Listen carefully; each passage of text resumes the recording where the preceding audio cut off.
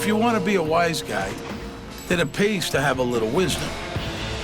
There are guys you shouldn't cross, women you shouldn't touch. Did I think that Larry's life was in danger? I knew that that wasn't the right thing to do.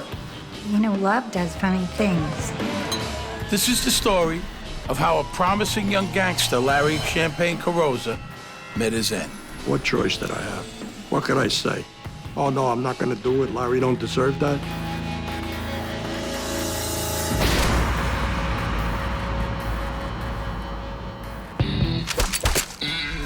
My name is Steve Sharippa. I grew up in a pretty rough neighborhood in Brooklyn, New York. I've seen good people turn bad and bad people turn worse. Some took contracts to carry out a hit. Some were victims of a hit. To hitmen, life and death are just part of the business. It's nothing personal.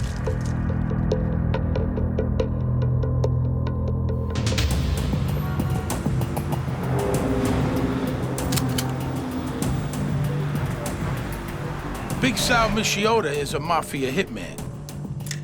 It's Friday night and Sal's got plans. Sal's gonna go out with a young wannabe gangster named Larry Carrozza. I never thought about it, you know, as a moral issue. A lot of times, killing a guy meant more money for the family, more money for the boss. Today, Sal lives in hiding. He has never told the story of what he did to Larry Carrozza until now. If you're gonna hurt somebody, make sure you injure them severely so that they can't come back and exact revenge. Sal Mischiota, he did a lot of work, killed a lot of people. Larry Carrozza is one of them. I think his reputation was fearsome. He was a go-to guy when it came to killing people. For Sal, taking Larry out is just part of his job. For Larry, May 20th, 1983 will be his last day on Earth. Larry wanted to be into life, and here's the rules, here's the regulations. If you screw this up, you're gonna get killed. Big Sal has told Larry they're gonna go find the guy who owes the family money and who hasn't been paying. They'll rough him up a little bit. It's a routine mafia errand, but it's a big deal for Larry. He turned 30 a few weeks ago, and he thinks it's about time he was more than just another associate of the mafia's Colombo crime family. If Larry'd been a little more astute, he might have noticed he wasn't asked to pack a weapon. Big Sal had one. Here's a little lesson for you. If you're invited to go out on a hit, do you want to be the shooter? Yes, you do. And here's why. If you're gonna get whacked, they never let you be the guy holding the gun. That would create a possibly unpleasant situation. So if they let you hold the gun, it's a good bet you aren't the one getting set up. It pays to think about things like that. Larry's ambitions were definitely to be a wise guy. He wanted to be a guy, you know, like a tough guy. So I would say that he had the backbone to do stuff like that. And why wouldn't Larry want in? For most of the 20th century, the mob ran New York. The American Mafia was born in 1931.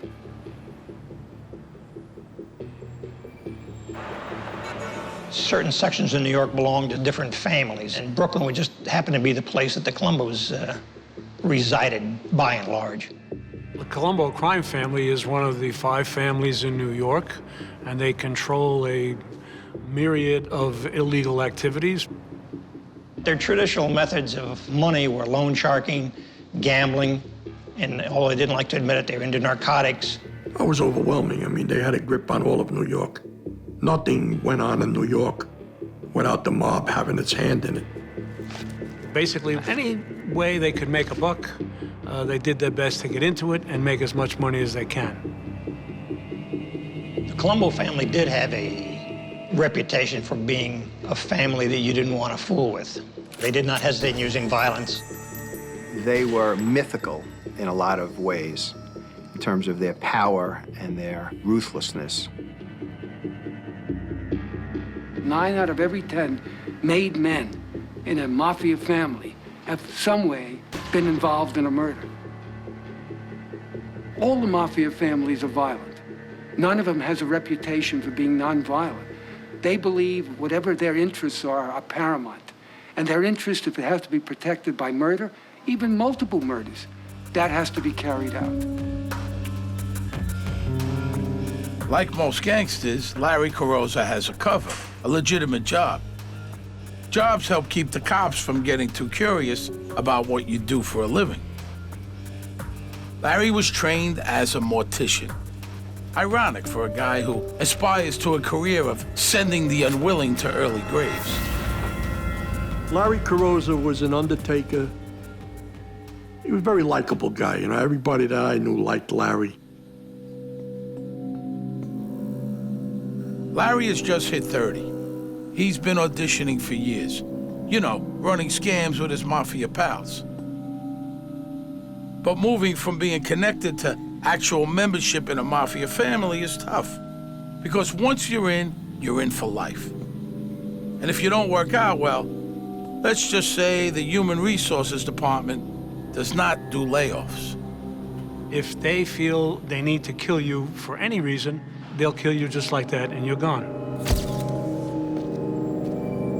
Salvatore Big Sal Mischiota is one of the guys who handles the problem of gangsters who don't work out. Murder was used as an economic tool. You know, the end always justified the means.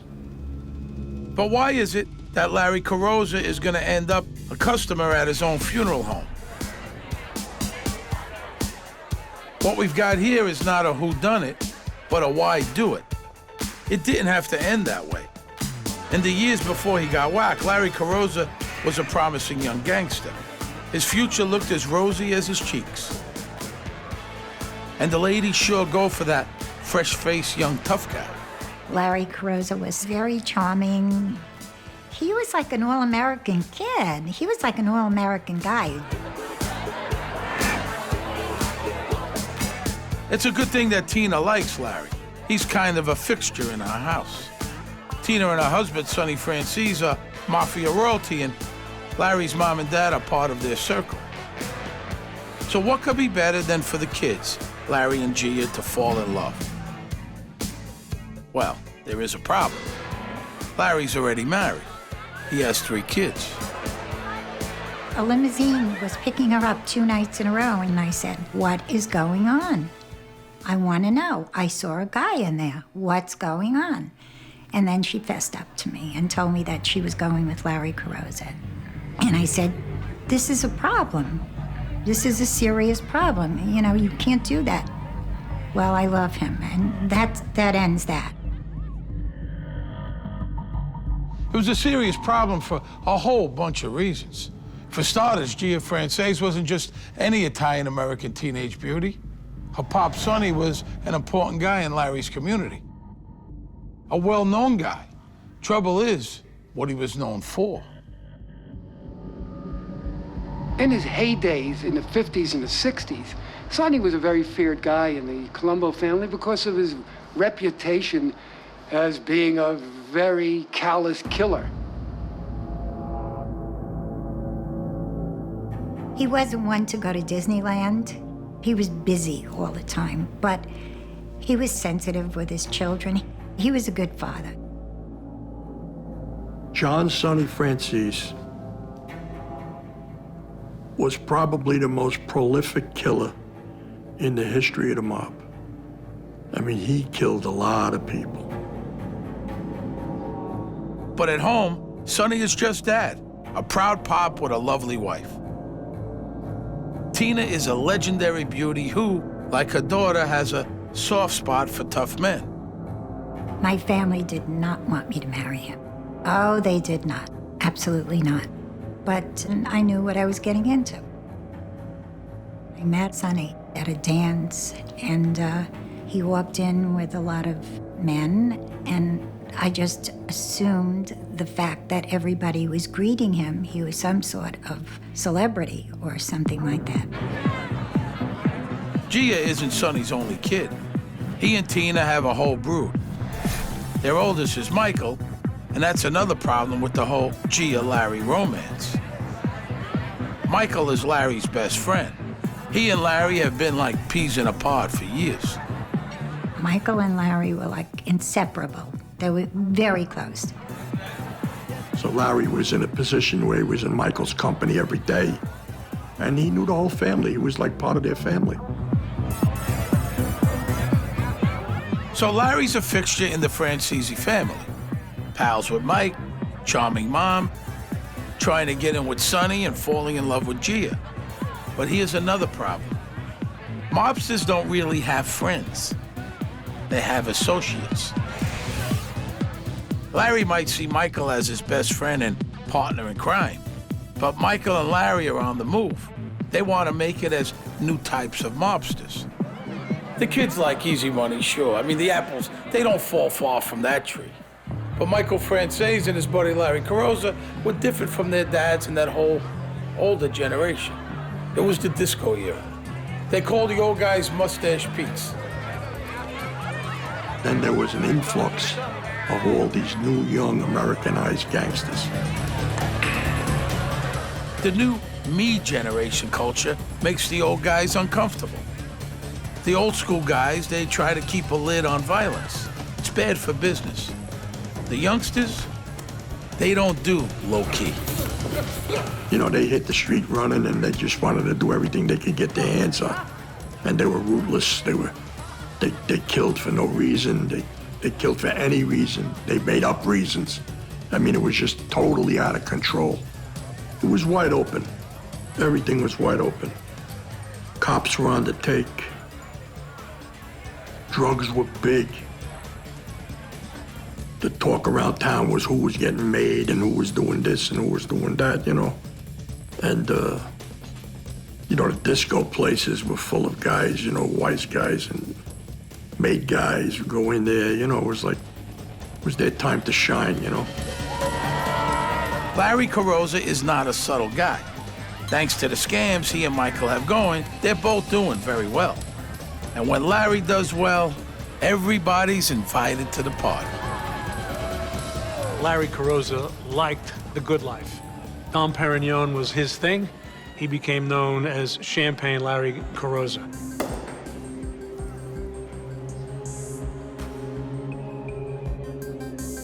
Running around with Gia puts Larry smack in the middle of a Francese family drama.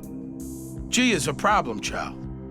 She's beautiful, talented, artistic, but troubled. Drugs are one escape, sex is another. Well, truthfully, I mean, she wasn't an angel. She had a lot of boyfriends. She really did. She was very sure of herself. Sonny and Tina are unhappy about their daughter's wild ways. Larry might not be the cause, but he sure isn't helping. Gia was heavily doing drugs at that time. I did not know cocaine. I couldn't foresee my children doing drugs.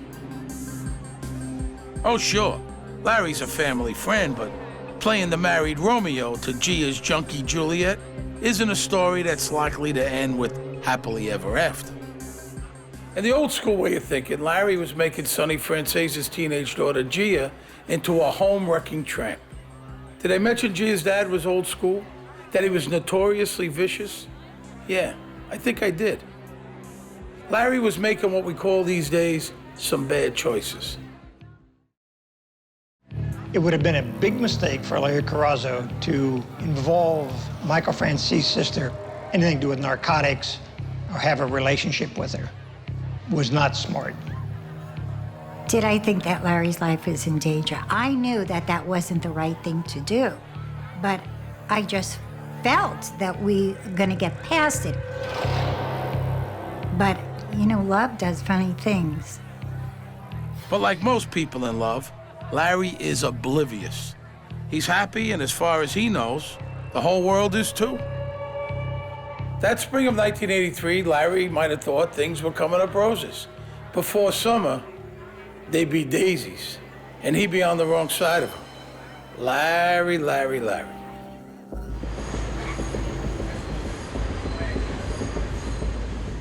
These three wise guys are heading out to hurt somebody, but only two of them really know who the target is.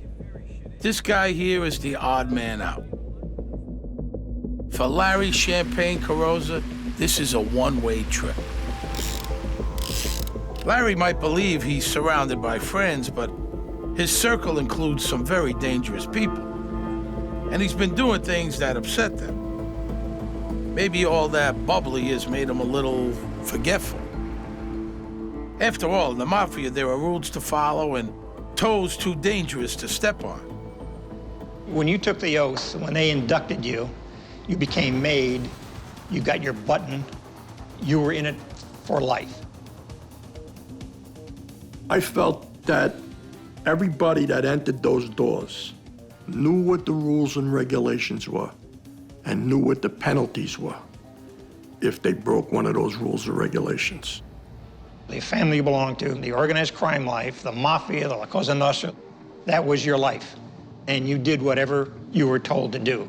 And if you wanted to get out, you could get out, but they'd be carrying you out.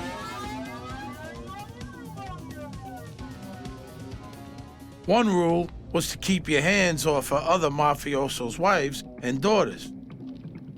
When Big Sal was inducted in 1974, the boss made that especially clear.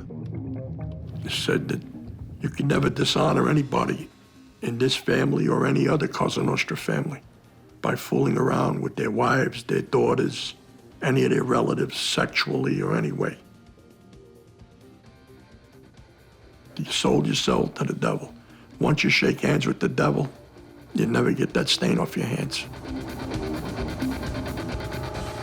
Even so, guys are lined up around the block hoping for that handshake. The mob is rich and powerful. Some say it runs New York. The easiest way to get yourself whacked is over money. Some think that Larry Champagne Carrozza's real trouble wasn't his dalliance with Gia. It was a quarrel with her brother, Michael. Michael and Larry had a couple of potentially explosive issues that had nothing to do with Gia and a lot to do with money. In the early 80s, Michael Franzese and his friend Larry both hit the jackpot. The pot of gold comes courtesy of some Russian gangsters from nearby Brighton Beach, Brooklyn's Little Odessa.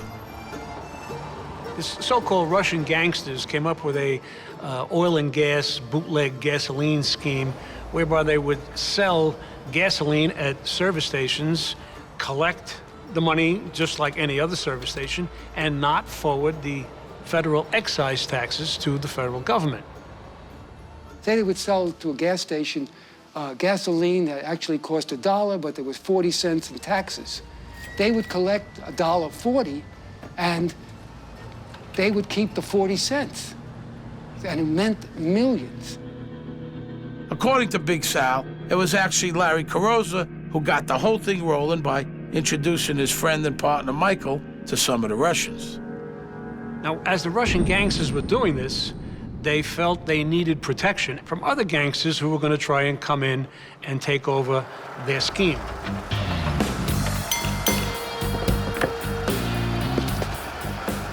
When Michael Franzese learned about this, he said this was terrific. And what he did was, he now strong-armed these Russians into becoming partners with the Colombo family. The Russian scam was a criminal masterpiece. When the state started looking for its money, company was long gone. You could keep all that money. And that's exactly what the Russians and Michael Franzese did. They played three-card Monte with the government, and they won every time. $11, $12 million a week they were making. Michael made hundreds of millions of dollars.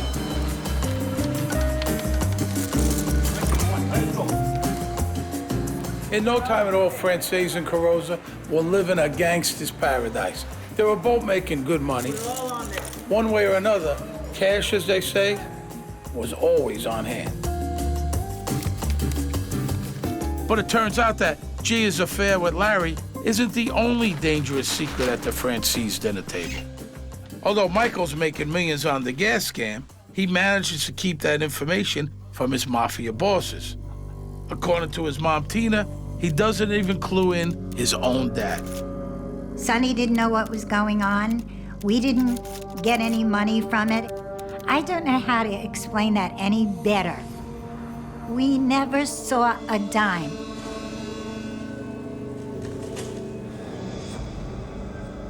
Tina says Larry's trying to do the right thing. He wants them to share the loot and keep everything on the up and up with the bosses. And it's supposedly Larry's scam, remember? Even if Michael's not running it.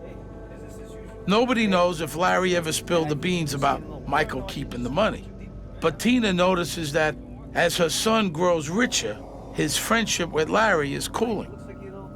I know that sometime during the time that Michael was making money, Larry and Michael started to separate. Money is the root of all evil. What do you want me to tell you? Up until all this oil business happened, they were very, very close. And then I think the relationship was divided then. Larry is spending like crazy, and that makes him risky to Michael, who is trying to keep how much money they are making a secret. And Larry's cut reduces the amount going to everybody else. For guys who'd slit each other's throats over a truckload of boosted VCRs, what do you think a couple of $100 million would do? Teach them to share? Huh, fat chance. So, with all these millions in play, and with Larry Carrozza supposedly a loyal mafia son, why is it that 4 men are gathering in the back room of Lolly's candy store to decide whether or not to put out a contract on him? That, my friends, is a very good question. It's May of 1983, and Colombo crime family soldier Big Sal Michiota is attending his other family. Mrs. Michiota is having a baby. While I was in the waiting room, 2 guys from my crew were coming into the hospital.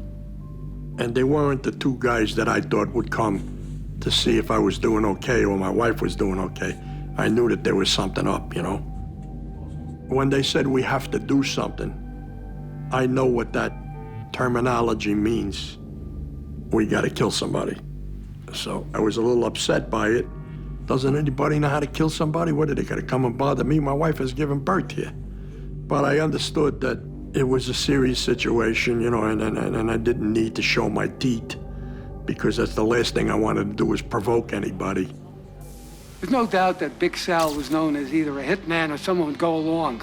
And he was a terrifying guy. Even if you didn't want to hit somebody, he was a knee breaker, a jaw breaker. He would take care of you.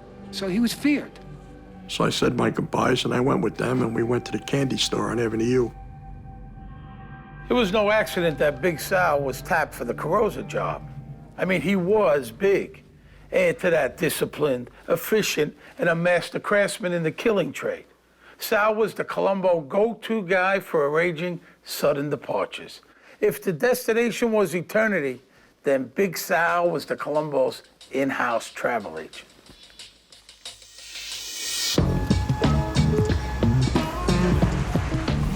Big Sal did not have a reputation for being a psychopath. He had a reputation for being a gangster. Someone who knew that at times you're gonna have to kill, and when that time came, he was ready, willing, and able to do the work. This was something Big Sal discovered early on and after he killed for the first time. I had like a glow about me. I don't know. I just felt like the adrenaline was so high. It was hours before I came down. And then I felt invincible. Like Larry Carrozza and Mike Francis, Big Sal Michiota was born into a gangster's family. Well, my grandfather was a capo in the Gambino family. So we had a lot of roots and a lot of ties to La Cosa Nostra. I grew up in a neighborhood that was called the bedroom of the mob. I think there were more mobsters in that little area than anywhere else in the United States. And, you know, after hearing all those Robin Hood stories and seeing these guys all driving new cars, all wearing suits every day. I was intrigued by it. The mafia Sal grew up admiring has its hooks into almost every profitable venture in New York City. Essentially, they have a tax on every construction project and commercial operation, and any illegal transaction. You know, gambling, prostitutes. They are the enforcers who keep the money flowing. A lot of law enforcement officials try to portray organized crime mafia big shots as masterminds, as really intellectual, intelligent, crafty people. Most of the mafiosi couldn't exist as businessmen. The only edge they have is they're willing to kill you or break your knee or threaten you. Almost any industry you can think of, restaurants, hotels, they had their hands in almost everything. They had a great influence in New York. There was supposed to be men that would help you. You had a problem, you would go to them and they would solve a problem for you. But the problems were just street problems and things like that. Beyond that, they don't have a 9-to-5 job, you know. They don't pack a lunch, that's for sure. They don't have to pack lunches. New York restaurant owners know better than to present a made guy with a bill. Like most of Gotham's business owners, they take the low-risk approach when a mob guy pays them a visit. Now, the common thread is this. Colombos get paid off by people who are afraid they'll get injured, killed, or have their businesses ruined if they don't pay. Simple, effective, you know, your basic parasites.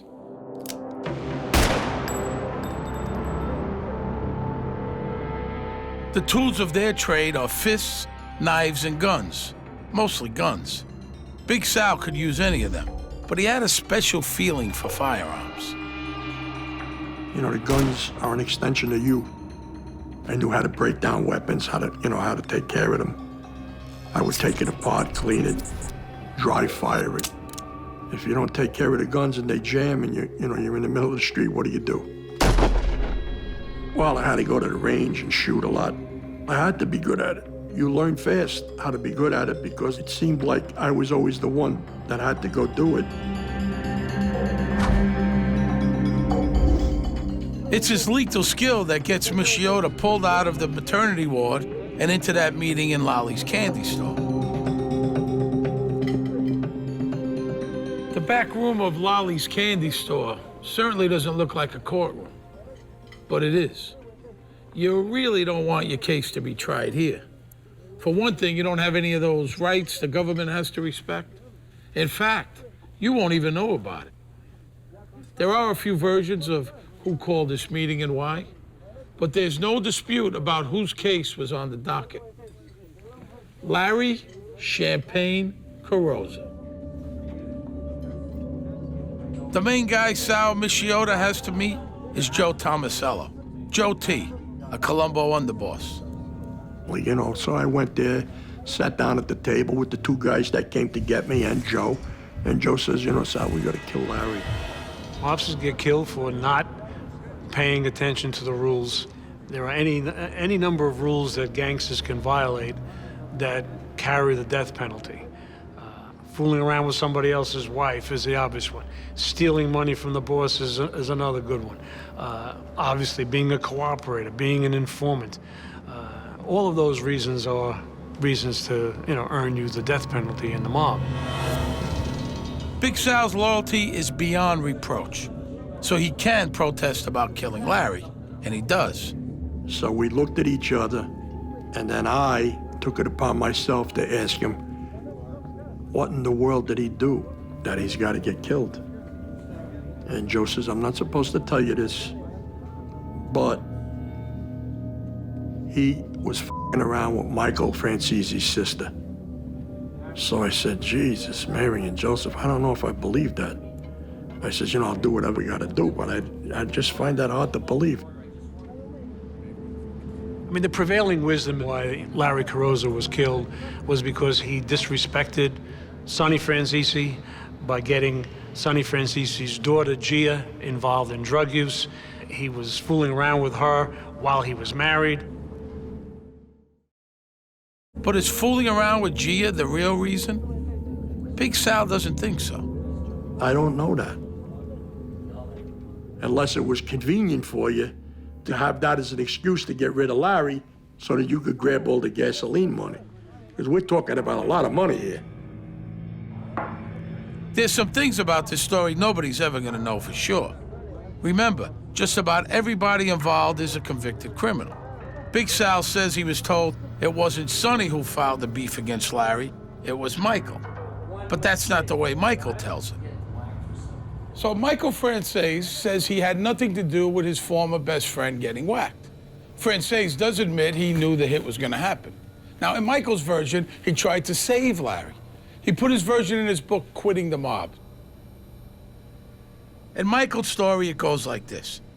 He gets wind of the contract on Larry, and he races to Larry's funeral home. He confronts Carrozza and tells him the bosses know about him and Gia. Carrozza argues. Michael says he tells Larry to get out, to run for his life, and he even offers him cash. Larry, Michael writes, spurns the money and shouts at him to mind his own business. If Michael Franzese wanted to have Larry Carrozza killed, he could have asked, and it probably would have been done. Whether it was Michael Franzese who set it in motion, Sonny Franzese who set it in motion, is really difficult, to determine at this stage. But the plot to kill Larry Carrozza had to come from within the crew that Larry Carrozza belonged to. Big Sal's protest is overruled. The decision is made, the hit's gonna happen, and there's nothing Sal can do about it. What choice did I have? What could I say? Oh, no, I'm not gonna do it. Larry don't deserve that. Don't I know what happens to a guy if he refuses to do something that they tell you to do? You're a dead man.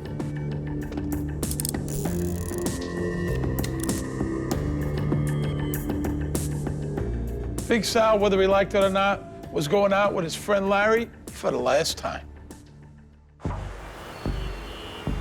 The night he goes for a ride with Big Sal, Larry Carrozza probably thinks he's getting his reward for all the times he's helped out his mafia pals. Thanks to the Russians and the gas tax scam, they're all getting rich. Now he's been told all he has to do is prove one last time he belongs. All he has to do is one more chore for the mob, and he becomes a made man for sure. It's been a week since the sit-down here at Lolly's Candy Store. Larry Carrozza's fate has already been decided. He thinks he's heading out for a routine bit of ass-kicking with some pals. The good news, such as it is Larry won't be making dangerous mistakes anymore. Getting into the car will be his very last one. Authorized hits are always planned in some way, because possibly the intended victim might be suspicious. He's lured to some spot where he can be done away with very effectively. For the most part, the mafia hits are conducted a very simple way. Put a slug in your brain. Most people like to think that killers are sociopaths. To be sure, there are some sociopaths in their group, no question about it. But most of them were just ordinary guys, and they learned how to kill. And after a while, it became easy. The guys he's going to meet, Big Sal and his partner that night, Jimmy Angelino, are not thrilled about being ordered to kill Larry. Big Sal is taking it especially hard. I felt terrible. I liked Larry. I pretty much was disgusted with the whole situation. Doing this to somebody that I really liked, that never did anything bad to me, was not a good thing. Big Sal does have one thing he can control. He can choose how Larry is going to die. Making those kind of end-of-life decisions is something Sal knows quite a bit about. I wanted to keep everything at a minimum. I never liked doing it in a house because then you had to bury the body. If it was something I was doing in the street, I'd use a shotgun first, knock the guy down, then go over and finish him with a pistol. To me, it was faster, easier. People hear gunshots, they run the other way. It was easiest just to kill him and leave him in his own car than to have to bring him somewhere, kill him, dig a hole, bury him, get rid of his car. I said, you know what we'll do? We'll get Larry to come and meet us, and we'll tell Larry that we gotta go find a guy that owes money, and we're gonna rough the guy up. Big Sal followed his orders. He told Larry he needed his help to collect a bad debt. Larry believed him. The collection rules was one that Big Sal and Jimmy Angelino came up with, knowing that Larry was very eager to prove himself.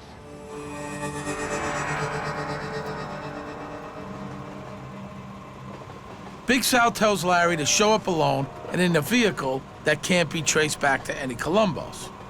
Larry borrows his mother's big sedan. Yeah, of course it was on purpose. It was the easiest thing was to kill him in his own car and leave him there.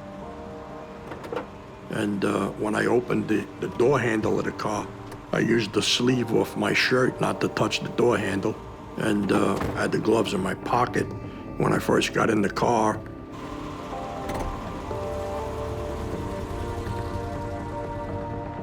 Larry doesn't ask why he isn't the one driving. Angelino takes the driver's seat. Larry is riding shotgun. Big Sal takes the seat behind him.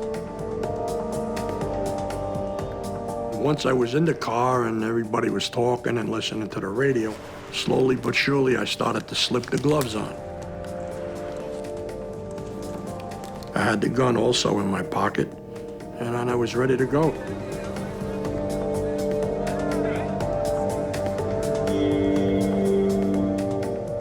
The men drive across Brooklyn on the Bell Parkway.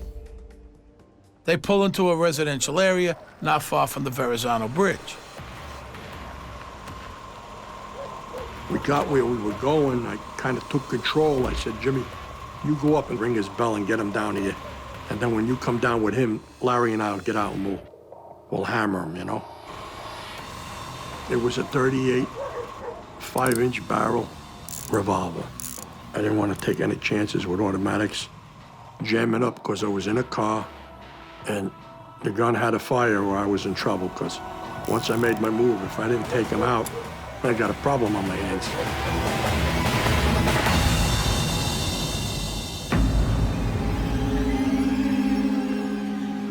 So, Big Sal, Jimmy Angelino, and Larry Carrozza are stopped on a quiet Brooklyn residential street. Larry thinks he's about to show his two companions that he can be the kind of muscle the Colombos need.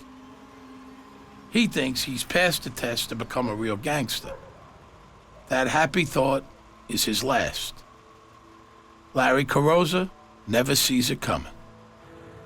As soon as Jimmy got out of the car and closed the door of the car, with the noise from closing the door of the car, I timed the shot and hit him in the back of the head. And his head exploded like a watermelon. And then I put another one in his head, 2 shots, not even an inch from his head. Maybe that's why the blood came flying out, but it wasn't even blood, it was clots. Probably brain matter. I looked like Dracula, I had blood all over me. Sal has done this before. He's planned ahead. He has a getaway car already in position. We also got 2 crash cars, and we parked them on the street there during the day. The crash car behind me pulled up and shielded me so that I could walk across the street and get in the other car. Then I got back in the car. We went about 2 blocks. We threw the guns in the sewer. That was something I always did. When I was done, I always flipped them in the sewer. They would never be found. And we went about our business. Big Sal is driven home. It's kind of like you're in shock when you do something like that, you know? It takes you a couple hours to regain your senses a little bit, you know?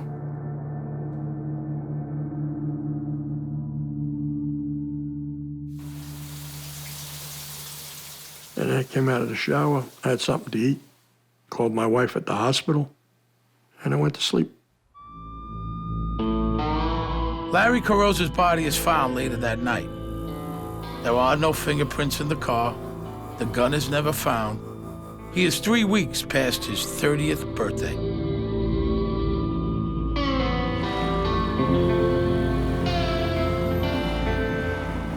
The next morning, Salvatore Mischiota goes to the hospital to pick up his wife and newborn daughter.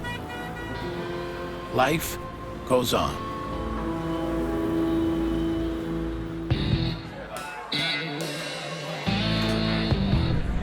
Larry Champagne Carrozza is no more. He was here for a good time, not a long time. He did some dangerous things. Which of them got him killed remains to this day a matter of debate. Did he die because Sonny Francis had a problem with him running around with his teenage daughter? Sonny is a notorious killer. Did Michael Francis use Gia as an excuse to shut Larry up about the Russian gas scam? Or was the problem that the bosses knew about the scam and wanted Larry's share for themselves? A lot of people are pretty sure what doomed Larry was greed. I believe that they killed Larry Carrozza only to get control of the Russians because there was so much money involved and they didn't want to have to share it with Larry and his father. That's my opinion. And everybody that I seen get killed in the Colombo family, somewhere along the line, it benefited the family monetarily to kill those people. We don't know why Larry Carrozza died any more than Larry did, or Big Sal, the guy who killed him. We do know how Big Sal got away with the murder. A week or so after Carrozza died, Sal Mischiota was called into the local precinct. The detective was named Louis Ippolito. I went upstairs to the detective's room, and he was up there, and I knew him, and he knew me. I says, "They're cleaning up the neighborhood." He started laughing. He says, "Yeah, it's spring cleaning." The headline says it all. The cops who killed for mob. Louis Ippolito was one of the most corrupt cops in NYPD history. He wasn't just on the take. I mean, he was a hitman himself. Making sure investigations of mob hits went nowhere was just part of his job. When Louis Ippolito got the Carrozza case on his desk, as the assigned detective to find the killer, based on what I know about him, he probably chuckled to himself, realized what he had, and said, essentially, I'll go through the motions and I will do one of two things. I'll either find nobody or I'll frame somebody for this. That case was never getting solved. They can't keep that gas scam on the wraps forever. It lasts 2 more years. Michael Francis is arrested for the gas scam and some other crimes in 1985. He gets a 10-year sentence. He served 5, and when he got out, he declared he was reformed. He broke with his family and wrote a book, Quitting the Mob. Today, he's a born-again preacher. He gives motivational speeches about redemption.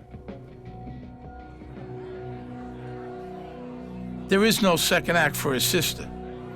Gia never got over what happened to Larry. Emotionally for Gia, yes, it was a setback. They were absolutely smitten, yes. And all of a sudden, she decided to start a new life. You know, she just wanted to be away from this whole scene. There are a few more wasted years before Gia gets out of the scene for good. She's found dead of an overdose in a Florida hotel room. She's only 27. I miss my children just like you cannot believe. Terribly.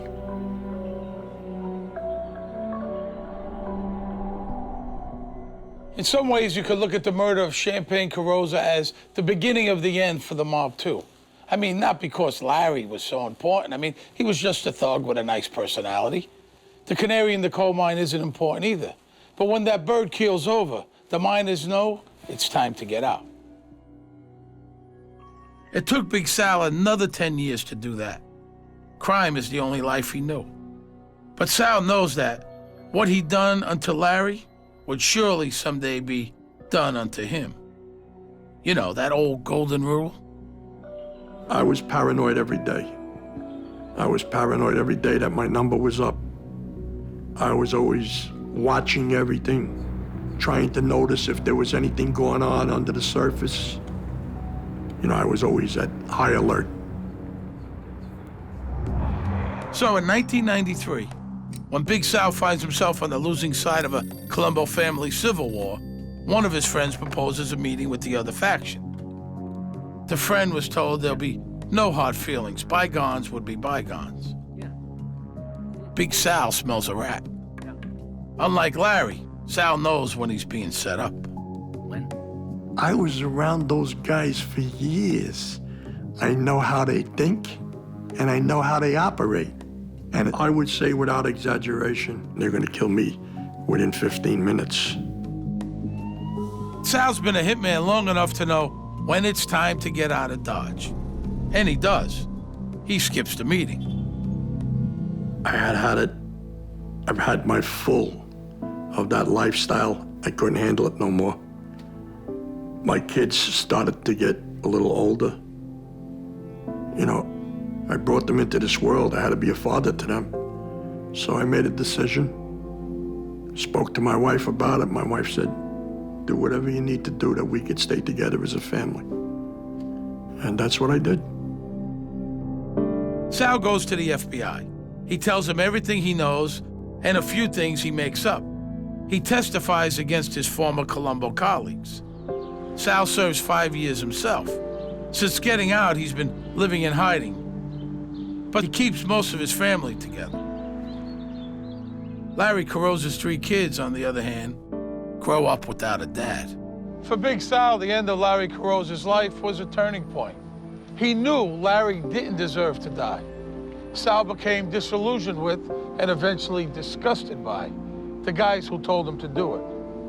He no longer saw them or himself as men of honor. I wasted my life completely. The people that I had an effect on, like Larry Carrozza, his wife, his family, I hurt those people. I mean, and the hurt that I caused my own family. It's taken a toll on me, physically and mentally. You know, I believe that all the things that I'm going through now are because of the things that I did. Hollywood, California, the factory town that churns out American dreams. She didn't want to live in the real world.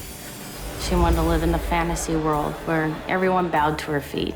Mary Ellen's dream becomes her husband's nightmare. She was just a femme fatale that nobody ever wants to run into in their life. But Bob did, and he paid the price. It's a diabolical plot straight out of the movies, with some truly unhappy endings. My name is Steve Sharippa. I grew up in a pretty rough neighborhood in Brooklyn, New York. I've seen good people turn bad and bad people turn worse. Some took contracts to carry out a hit. Some were victims of a hit. To hitmen, life and death are just part of the business. It's nothing personal.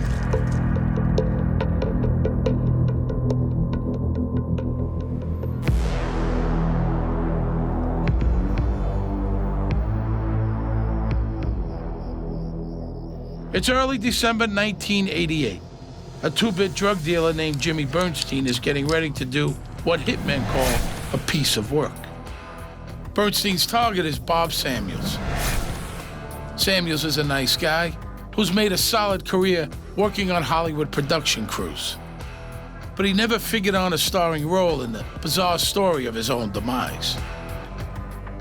The problem in Hollywood is separating fantasy from reality. Bob Samuels works on fantasies, but he lives in the real world. As an assistant cameraman, Bob works behind the scenes. The past few weeks, he's been putting in long hours on the movie Lethal Weapon 2. It's an irony he won't live to appreciate. Would-be hitman Jimmy Bernstein is a loser who's never killed anybody. He's been hired for the job by Bob's wife, Mary Ellen. She's been dreaming of a life without Bob. Mary Ellen Samuels was a truly evil woman. She used everybody that came into her life, and she did it for financial gain. How does a beautiful Hollywood wife turn from trophy to husband-killing harpy? Well, you know how they say beauty is only skin deep? Mary Ellen Samuels is who they're talking about. To understand why a contract has been put on Bob's life, I need to give you a little of what we call in the business backstory. Bob Samuels grew up 20 miles and a world away from the Sunset Strip in Santa Ana, California. Well, Santa Ana at the time was very rural. And we had bean fields, orange groves. You could play in the streets, and it was almost like the country in Santa Ana at that time. Bob has dreams and talent. He likes photography. Old friend Helen Potts and old flame Sherry Toomey always knew he'd make it. Bob and I would go to the movies a lot. We always liked to see films and to see how it was, you know, you read the credits and all. And he always used to tell me, I'm going to do that someday. He used to tell me all the time that looking through a camera always gave him a second look at life. Bob gets an eyeful of that second look. He becomes an assistant cameraman on big features, the kind that have the budgets to hire the best guys in town. 14, 4, take 11. Bob isn't the kind of guy to let it go to his head. Hitting the big time was something to share. Bob would call me quite often when he was filming out of the state. I remember one night they were filming a movie with Kurt Russell and Kelly McGillis, and Goldie Hawn was there too. And he passed the phone around and we all talked. And movie stars like to hang around with Bob because he's such a nice guy. Now, working behind the scenes isn't glamorous. Sure, you meet a lot of big stars, but the work's hard, the hours are long, and nobody's inviting you onto the red carpet. I mean, roll it up, maybe. Pose on it, not so much. Bob is doing great professionally, but working crazy hours and traveling for months on end can take a heavy toll on your love life. The serious living relationship Bob has with Sherry Toomey in the late 70s falls apart. I didn't really enjoy the lifestyle. He was on location quite a bit. And I always said, I'm not going to marry somebody who's not going to be around. It looks like Bob will never find the right woman to settle down with and start a family. But before the decade is out, he meets the girl of his dreams. Well, he actually's known her since they were kids. But back in high school, dreaming about a beauty like Mary Ellen Gurnick was about as close to her as a guy like Bob Samuels was ever gonna get. Looking at her could stop your heart. As it turns out, it will stop his. Too bad he can't see past that skin-deep beauty. She was a bright, talented young child. She was, the star of the plays in school. She was very popular, high school, homecoming queen, things like that. When she leaves Santa Ana High, Mary Ellen was headed for stardom. She gets about as far as her sock drawer. Well, a little better than that. Those shapely gams of hers do their turn in the dazzling lights, showing up in quite a few stocking ads. As for her acting talent, well, let's just say Mary Ellen's legs never carry her to Hollywood. Instead, she gets married, has a kid, gets divorced, and a decade after high school, she's back in Santa Ana, a single mom with a daughter, Nicole. And there she runs into Bob Samuels. But now, nerdy old Bob has the glow of Hollywood about him. The formerly unattainable homecoming queen is his for the asking. Unfortunately for him, he does. They seem very happy. She had a lot of enthusiasm, a lot of spunk. She was a character, real outgoing. Before you could say action, Mary Ellen is starring in her own production of Wedding Album 2. She and Bob tie the knot in 1980. He had a home that he lived in when he married her. He made it their home. Nicole was already in the picture. He adopted her. He sent her to private Catholic schools. He was just a very caring, loving, hard-working family man. So Bob gets his dream, a sexy wife an instant family, and Mary Ellen gets her fantasy. An entree into Tinseltown's star-studded social scene. But you know the problem with dreams? You wake up. Happens every time. I think she probably believed she would have this glamorous lifestyle. And when she realized that they lived in a home in the San Fernando Valley, and he got up and he went to work, and it was just your normal, average, everyday life, she got a little bit bored. The parties are occasional. The work is constant. Mary Ellen has a hard time waking up and smelling the cappuccino. She isn't the center of the celebrity universe. She's a nobody. And gazing across the pillow at Bob Samuels doesn't sweeten that bitter pill. Mary Ellen was, I don't know if she was in love as Bob was with her. She was very flirtatious. Luckily, she still has some assets, and she works them. I know Bob used to get upset with her all the time about the kind of clothes that she would wear because they were very revealing. Mary Ellen was just not conservative. So what happens when your visions of heaven crash to earth? You choose, reconcile or run. Mary Ellen goes running, all right, running up bills. One evening he called me and he said, Sherry, Mary Ellen spent $22,000 in 1 month and I have nothing to show for it.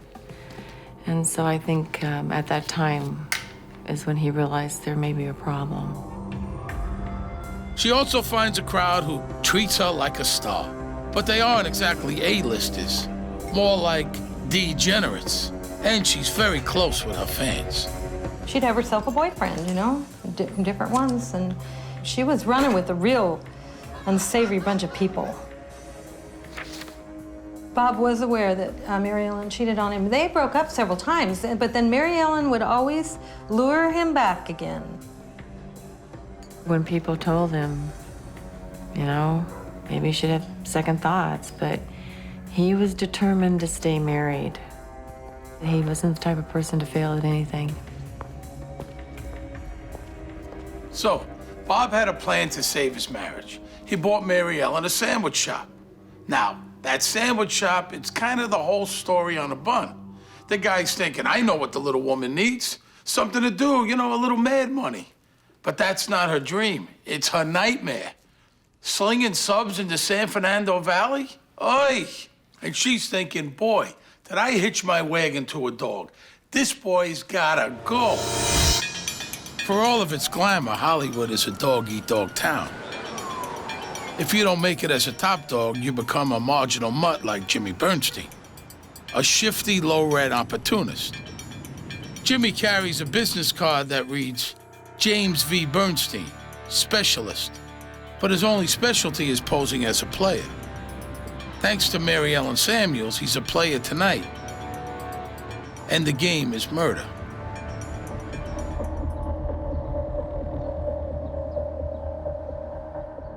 It took a couple of years for Bob Samuels to understand that he had a bit of a fantasy reality problem of his own. He wooed and won the hottest babe in Santa Ana, but she wasn't in reality the woman he fantasized about. He loved Mary Ellen very much, but who he met in high school obviously wasn't who he married. And I don't think she became real until he was married probably about 4 years. The whole purpose, I think, of marrying Bob was monetary, because I don't think she had very much growing up. And so all of a sudden she was, you know, into this great life, and it is a good life. She partied all the time. Other than Bob Samuels, who was a normal person, Mary Ellen didn't associate with anybody who had a steady job, who had family values. Most of the people that she associated with either were selling drugs or were using drugs. And the sandwich shop that's supposed to give her a pastime and an income, it doesn't quite pan out. Mary Ellen doesn't roll up her sleeves, but she does expose her claws. The place becomes a combination coke den and piggy bank. When he'd go away on location, she would always get robbed. He told me that he got her a safe and he put it in the back room and he told her, don't leave that much money in the drawer. Take it back and put it in the safe. And he'd come home from location again, all her money was stolen again, been robbed again, but that's not what was happening. And she was involved with drug sales and using drugs herself. Mary Ellen was into a lot of cocaine, and that's where all the money went.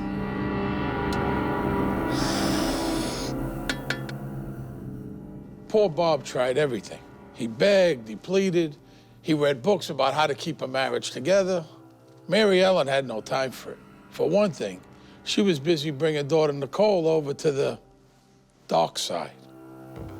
By the time she's hit her teens, Nicole has taken the lead role in her mother's unhinged drama. Nicole Samuels, she was a 16-year-old girl, very attractive young lady. She had a wonderful life, and yet she seemed to be a good student for Mary Ellen Samuels. She grew up in this school of manipulation. She also learned very early on to dress provocatively and go bar hopping. Mary Ellen and Nicole were like twins. They liked to do everything together. I remember one time there was a wedding, and they came, and it was a nice, pretty afternoon wedding, and Nicole and Mary Ellen walked in there with matching twin leather jumpsuits, skin tight. I mean, they look like Catwoman. Mary Ellen doesn't just suck in her own daughter. She brings along all Nicole's friends. This vixen is den mother to a whole gang of party kids, including Selena Kroll. Nicole was my best friend, my confidant. We talked about a lot of things. We used to go to clubs with Mary Ellen. I was only 16 at the time, and although we were underage, we still got in. We still drank. We did everything that a 21-year-old would do. We used to go to Beverly Hills, anywhere. In LA, you know, the sky's the limit, because we didn't pay for anything, and we weren't expected to. Mary Ellen, for the most part, hung out with people who were much younger than her. She actually spent quite a bit of time with her daughter Nicole's friends. She was just overboard at all times. I mean, even down to her clothing. She was just, you know, always hanging out and just, you know, the shortest dress she could put on and the highest heels she could possibly wear. She was the cool mom. She was, you know, if you want to have a good time, go hang out with Mary Ellen and Nicole. And who stuck with the bill for this night crawling? You guessed it, Bob.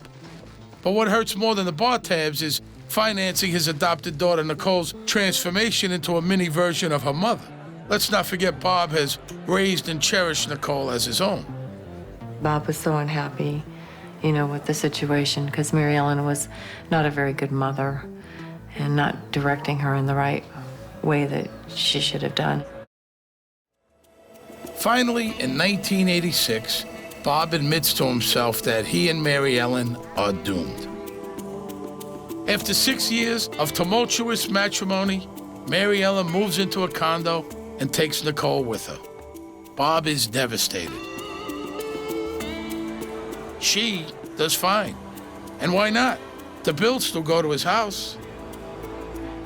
So even after they separated, Bob supported Mary Ellen and her lifestyle. I mean, this broad had some expensive tastes. Bob's heart is breaking and his wallet keeps groaning. Mary Ellen continues to shower his cash on her pleasures. Clothes, jewelry, vacations, cocaine, you get the picture. If you don't, check out her license plate. The license plate was a custom one and it said Nasty Vixen, which was pretty prophetic. Things go on like this for a couple of years. Bob clings to the fantasy that his dream girl will someday return. But Mary Ellen has no desire to become someone she never really was. So Christmas 1988 was not the most wonderful time of the year for Bob Samuels. Bob and Mary Ellen had been separated for 2 years. So he's heading into another Christmas alone in an empty house. Could it get any more depressing? Turns out, it certainly could. By 1988, something has changed. Maybe turning 40 that fall makes Bob decide to move on with his life. Whatever his epiphany, he gets serious about a divorce. Mary Ellen does the math and quickly concludes that, for her, divorce would be a disaster. Widowhood, on the other hand, now that could work. One of Hollywood's greatest, Mae West, had that line. Is that a gun in your pocket, or you're just happy to see me? Mary Ellen Samuels was not unfamiliar with flirtatious repartee, but this time she really was looking for a guy with a gun in his pocket.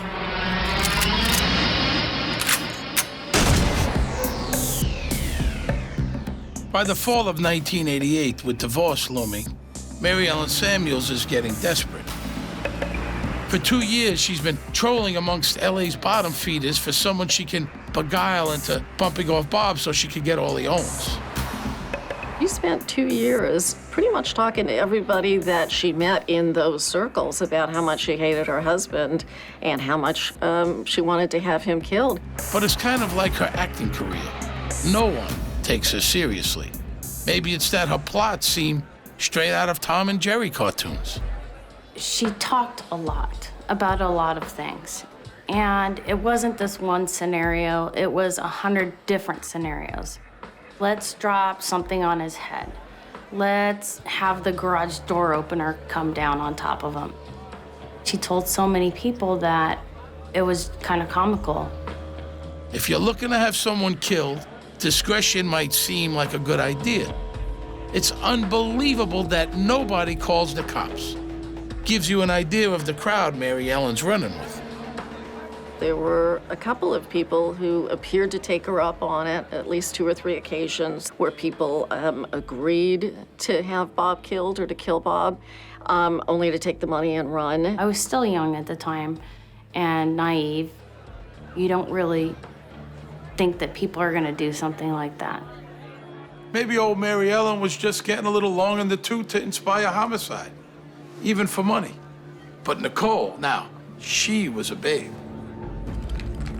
They are so close, so tight, that Mommy Dearest enlists her darling daughter into helping with her little problem.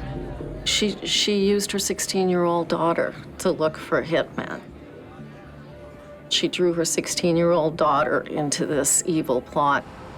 Nicole and I were at school one day, and she said, I need to get a gun. People don't usually carry those things around with them or have them in their locker. Nicole became like her mom. She really did, in several aspects, because her mom molded her to be a little Mary Ellen. It was all about appearance and what this guy could give you. And that was the bottom line.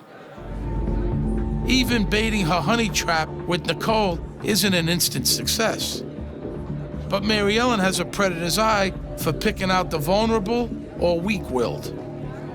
Jimmy Bernstein is just the prey she's been hunting for. James Bernstein was very tall, heavy-set guy, a loner. I don't think he had any friends. He was a drug dealer, and not the typical person you would see Nicole with. Jimmy is over the moon. Nicole is way out of his league. He can't believe his good luck.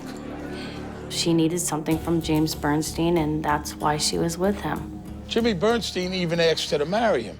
So did some other guy. To most girls, that would be a dilemma. To Mary Ellen's daughter, it was more of a brain teaser. Which fiancé went with which ring?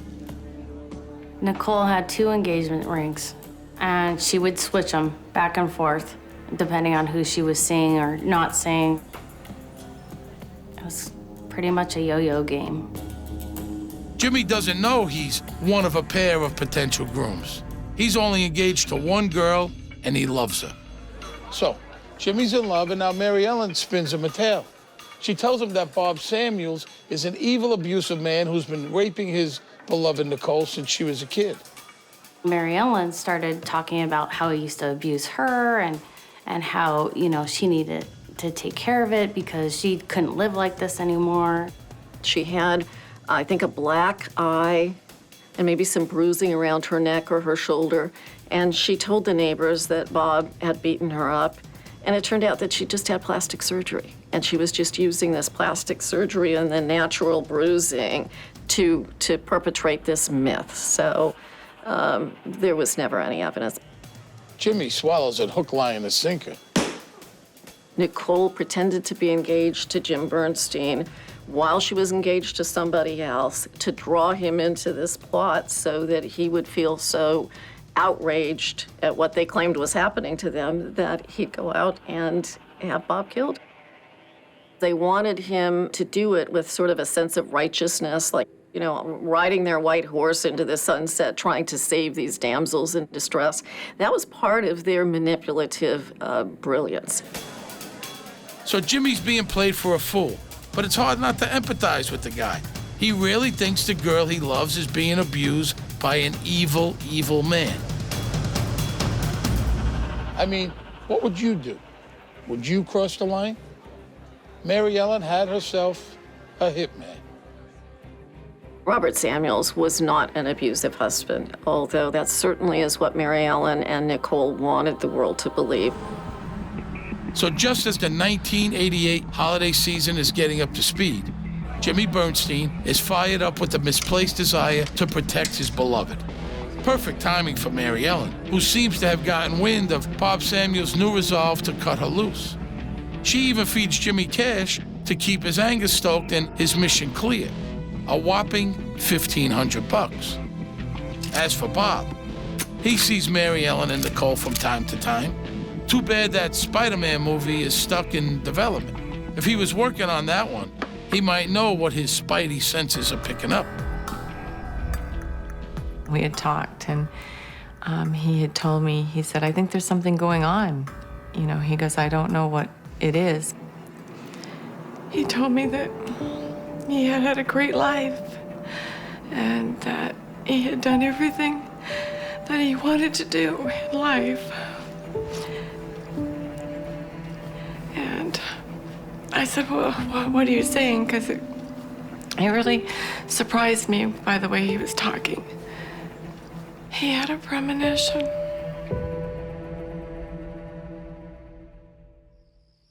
Bob Samuels' marriage is about to end. That much is certain. He was telling me that it was almost final. He was going through with it this time, and he was going to finish this divorce. Mary Ellen's plan is to make sure what ends it is that till death do us part thing. And love-struck Jimmy Bernstein is her unwitting tool.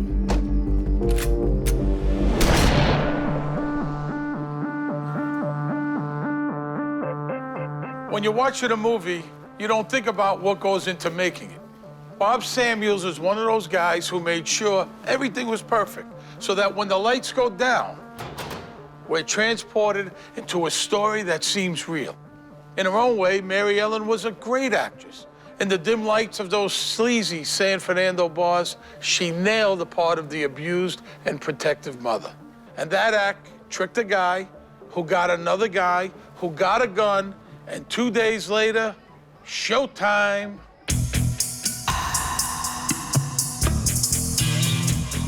It's the night of December 7, 1988. Bob gets back from work. He has a shower.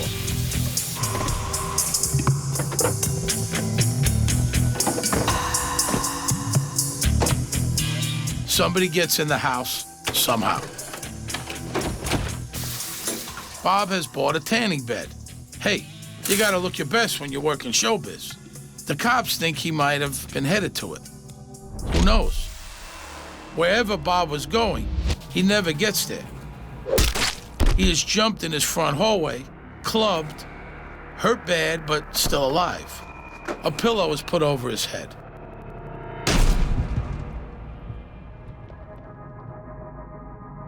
He was 40 years and 2 months old. We don't know for sure who was here the night Bob got killed, but we know enough. It could have been just Jimmy Bernstein, Nicole's fiance, or it could have been a guy named Mike Silver, Bernstein's pal. Or it could have been both of those guys. But no matter how you slice it, poor Bob Samuels was dead. And the grieving widow knew it. Hi, Bob, it's Mary Ellen. Listen, I'd like to leave the dog with you for a while this Friday. Nicole and I have something to do. Could you call and let me know if that's all right? Hi, Bobby, it's me. Haven't heard back from you about Friday. I guess you're busy working. But could you give me a dingle? Are you there, Bob? Why aren't you picking up? Maybe I'll just bring the dog over anyway. So, that was part 2 of Mary Ellen's plan. She leaves Bob a bunch of messages even though she already knows he's dead. That'll prove she wasn't involved, right?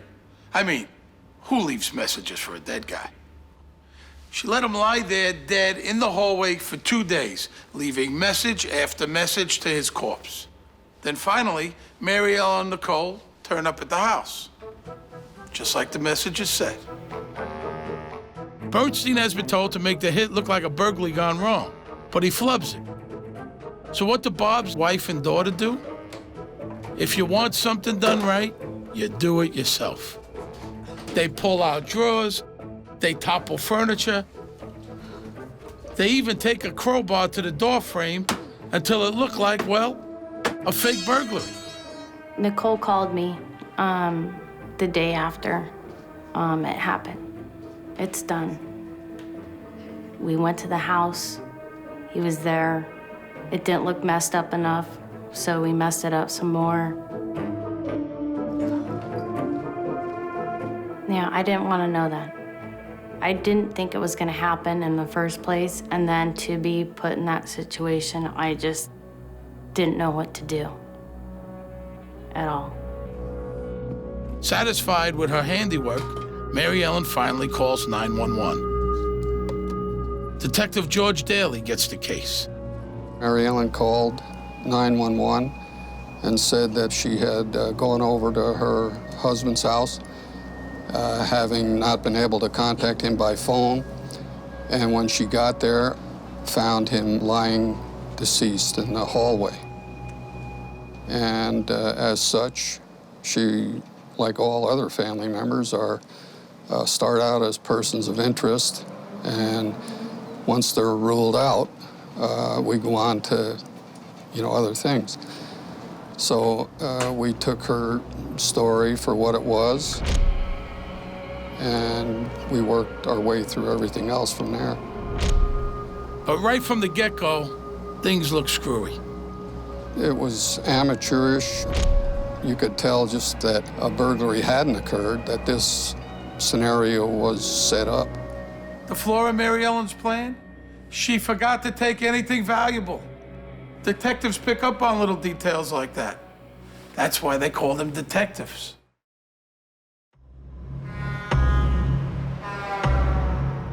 Down at the cop shop, Mary Ellen is still playing her widow too young scene.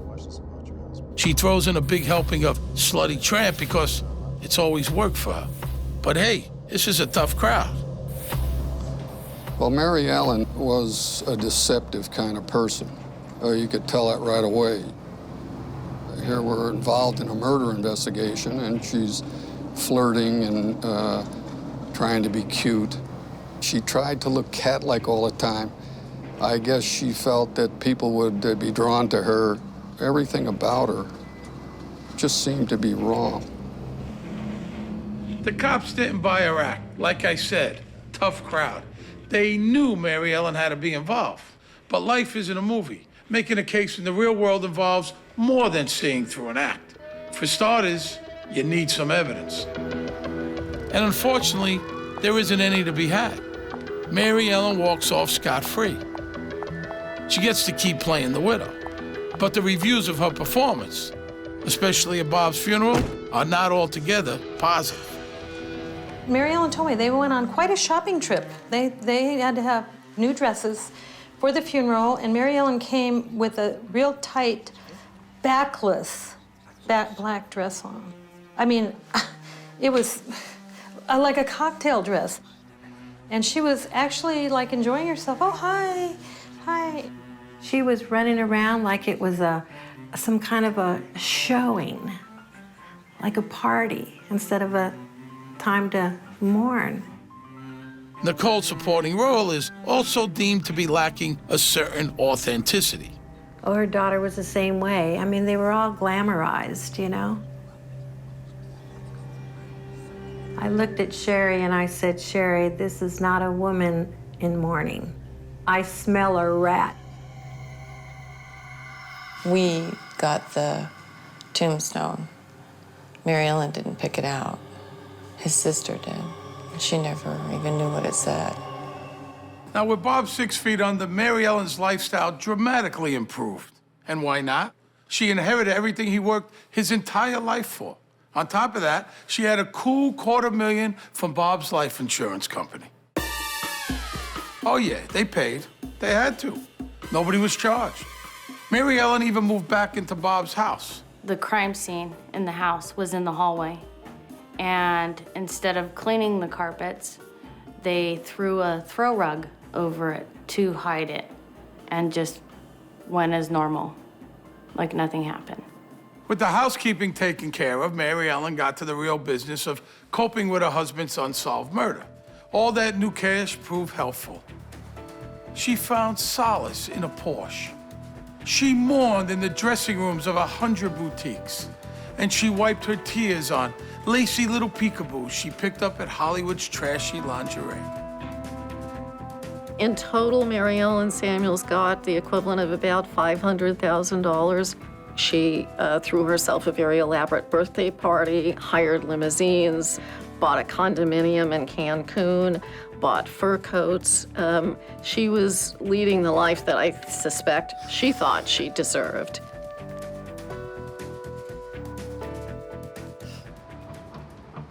But not all of the plays in Mary Ellen's drama have her panache.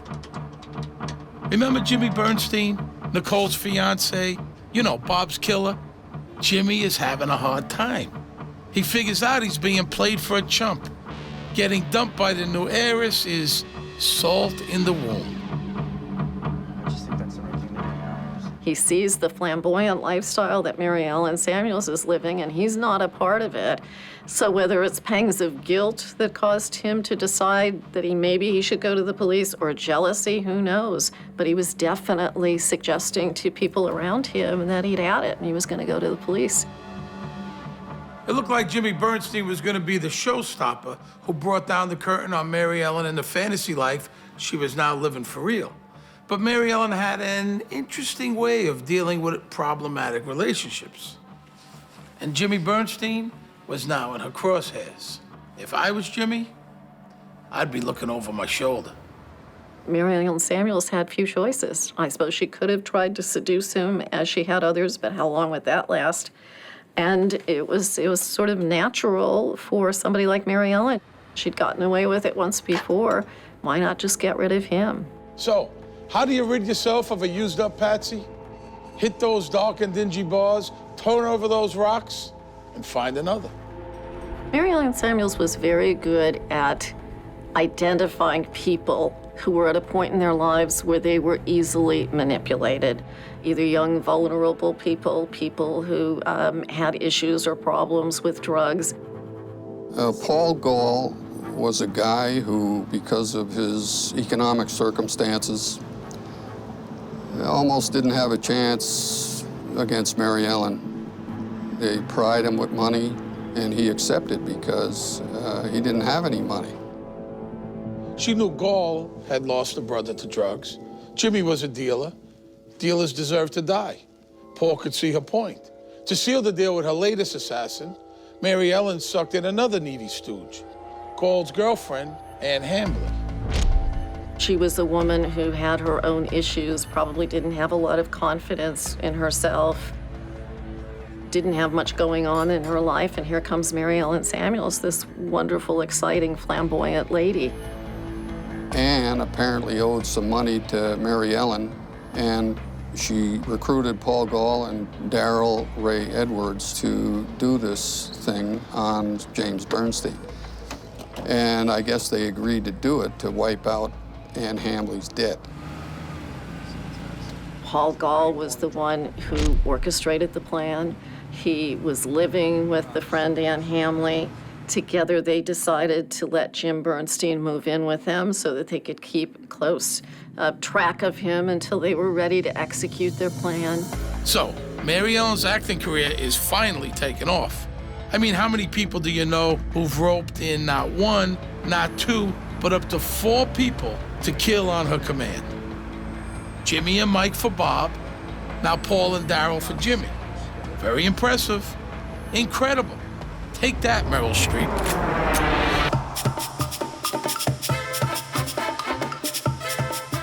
For most women, life as a widow starts out pretty rough.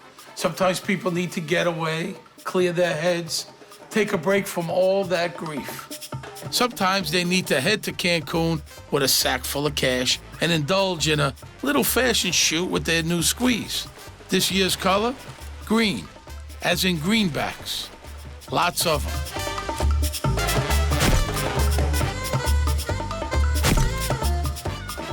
The two of them are partying in their room, and somebody got the brilliant idea that it would be fun to take pictures of her covered in this money. Sometimes you need to get away to find solace and inner peace. And sometimes you need to get away to establish an alibi because you've hired a guy to kill the man you tricked into murdering your husband. Hey, it happens. Mary Ellen Samuels has blown through most of the $500,000 she inherited since husband Bob was put in his grave 6 months ago. Back in L.A., Jimmy Bernstein's about to pay the price for falling into Mary Ellen's web. The guy delivering the invoice will be Paul Gall and his chum Daryl. Paul's an amateur, just like Jimmy was, so he steadies his nerve with some brewskis. In fact, he could barely stand. How they managed to get into the car, thoughtfully lent by Mary Ellen, is a mystery. Jimmy thinks he's going along to help them steal some drugs. The plan is to strangle Jimmy in the car. Turns out, Bernstein doesn't want to die. Unlike Bob Samuels, he has a split second to run for his life. But, unfortunately, he doesn't run fast enough. Paul took him, he punched him in the esophagus a whole bunch of times so that he would not be able to breathe. It takes about 3 to 5 minutes of sustained pressure on somebody's throat in order to strangle them. They did that, threw his body over a ravine, took all of his identification and tossed that. And then they went back to Ann's house and partied. It took a month to find Jimmy in that ravine. IDing him took a while too, but they did. When investigators went to his house, they found some paperwork that linked him to Bob Samuels' killing. They also discover a $25,000 life insurance policy Jimmy had taken out the day after Bob was whacked, naming his soon-to-be ex-fiancée Nicole as his sole beneficiary. Poor Jimmy was another deluded sap with a fantasy-reality disconnect. Detective Daly calls Mary Ellen in for another heart-to-heart. To break the ice, he asks about Bob's murder. This is where it happened, in the bar. Somebody walked right up to you and... I was sitting at the bar, some guy came over, he bought me a drink, we're in general conversation. I was madder than hell at Bob at this particular time. And what made you make a comment? Did you make a comment or something that elicited this guy to say that he would be glad to help kill your husband? What kind of a comment would elicit some kind of a thing like that from a stranger in a bar? You'd be surprised at conversations that happen in a bar. But the main piece of evidence they find is Ann Hambley, Paul Gall's housemate. I don't know. We had drinks. She knows the whole story, and it pours out of her. What did you hear? Being party to a homicide wasn't sitting too well with Ann, who also feared she might know too much for Mary Ellen's comfort.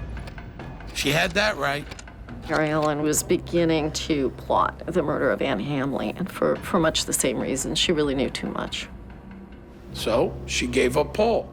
When Paul discovered that shutting up Jimmy Bernstein was enough to put him in the gas chamber, Paul traded Mary Ellen's neck for his own.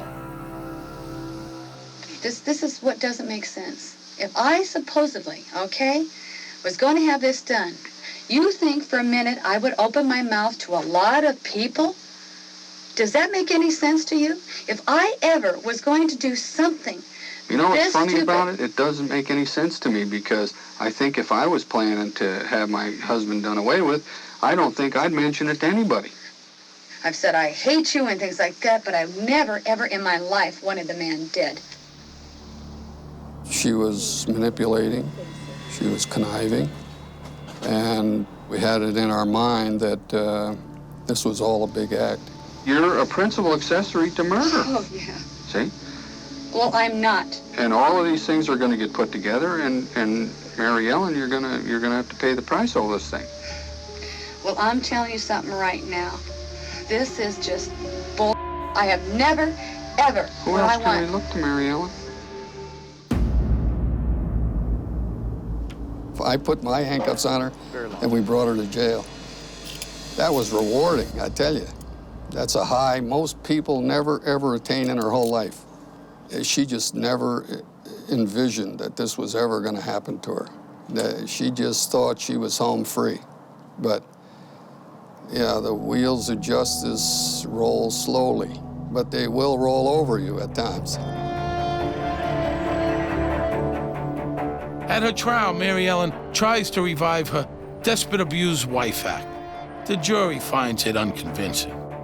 She was trying so hard to be this, caring, loving, endearing personality. I was there every day of trial, and they tried to make her out to be a Girl Scout cookie mom with a midlife crisis. One of the things that she did was to try to turn things around on the police. And she testified on the stand that the only reason that the police zeroed in on her and arrested her to begin with was that they wanted to ask her out on a date, and she refused. That performance tanks too, especially compared to the sordid tale the cops unfold. They have the check she'd written to her hitmen. She tried her best to be regal and to be, prim and proper and that. But as the trial went on, I think she was totally disrobed. I mean, she really was shown to be what she was, an avaricious, greedy woman. They wowed the court with Mary Ellen's Cancun Roadshow. Mary Ellen lying on a bed, nude, covered in approximately $20,000 in $20 bills. It just showed right through this photograph exactly what this woman was made of. That happy snap was the most effective modeling Mary Ellen ever did. She makes headlines, and she earns the moniker, the Green Widow. She was just a femme fatale that nobody ever wants to run into in their life. But Bob did, and he paid the price. That shot even gets her into California's most exclusive club, Death Row. At long last, Mary Ellen is going to socialize with people who can appreciate her talents. The defense at that time brought in Mary Ellen Samuel's elderly parents, and they were elderly, and they were ill, and they were very feeble, and it was very heart-wrenching for anybody sitting in the courtroom to watch these elderly people basically begging the jury to spare the life of their daughter. And they talked about how she had everything, was given everything as a child. They didn't know anything about the condo in Cancun. They didn't know anything about her Porsche. They were living on a fixed income, not too far, about 2 hours away from Mary Ellen. During that year, when she's out there leading this lifestyle, she went once to visit her elderly, fragile parents. So to me, that was, if you didn't know before, you knew at that point who Mary Ellen Samuels was. She could have had a good life the way it was, but she chose not to. She chose the other path. She didn't want to live in the real world. She wanted to live in the fantasy world where everyone bowed to her feet. Can you imagine going out to dinner talking about how you're going to kill your husband, and then to actually have somebody do it for $1,500? I was very angry with her. I mean, he would have paid her any amount of money she wanted. He would have done anything to keep Mary Ellen. And really, I'm surprised she didn't know that. Paul Gall takes the stand against Mary Ellen. He does his time and is now out on parole. His accomplice, Darryl, is still rotting away in prison. As for Nicole, well, the DA decided not to charge her. She changed her name and moved away. She now has grown-up children of her own and says she doesn't want to talk about the past. Maybe that's okay. Maybe it's not. I mean, the way the DA figured it, Nicole was just a kid with an evil mother. Me? I'm not so sure.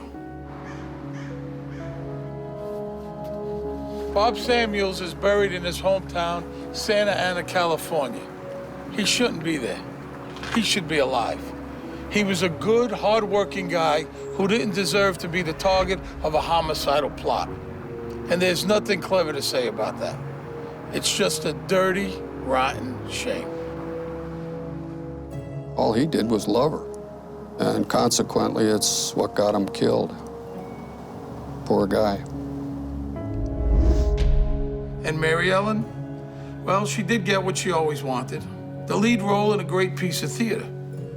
The end isn't quite what she had in the script, but hey, that's Hollywood for you. Somebody's always messing up your masterpiece.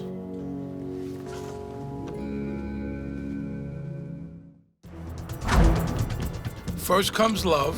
Friendship. She fell head over heels in love with him. Then comes marriage. They were the superstar couple. Then comes cheating. I made you a nurse! I think sex was at the center of a lot of this. There had been a drug issue with Donna.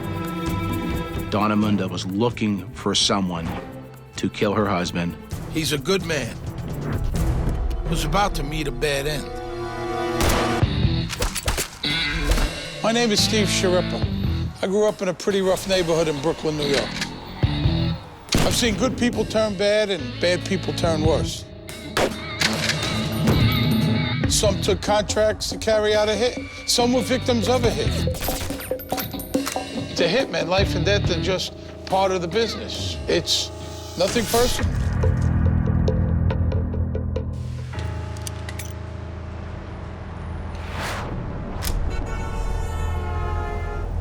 May 2005. It's Friday the 13th. But if everything goes according to plan, Donna Moonda thinks it's gonna be the luckiest day of her life. She was always positive, upbeat, bubbly, and bouncy, no matter what. But not right now. Donna's marriage is on the rocks. And today, with the help of her young lover, she's gonna end it with a bang. Ghulam Moonda is Donna's older, much older husband. A great guy. People admired him very much for his generosity, for his friendliness, for his openness. Friday the 13th will be Ghulam Moonda's worst day on earth. He'll be dead before sunset. He was kind and generous. He loved and supported his wife. I mean, he stood by her through some real hard times. A perfect husband, the perfect couple. So what happened? How does a loving wife become the monster who has her husband murdered right before her eyes?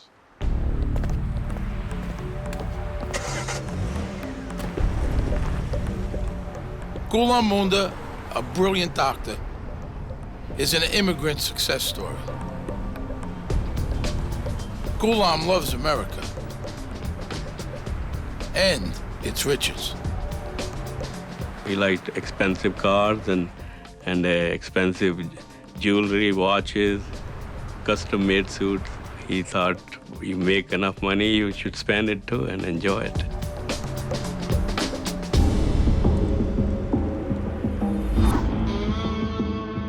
And the good doctor has an eye for pretty women.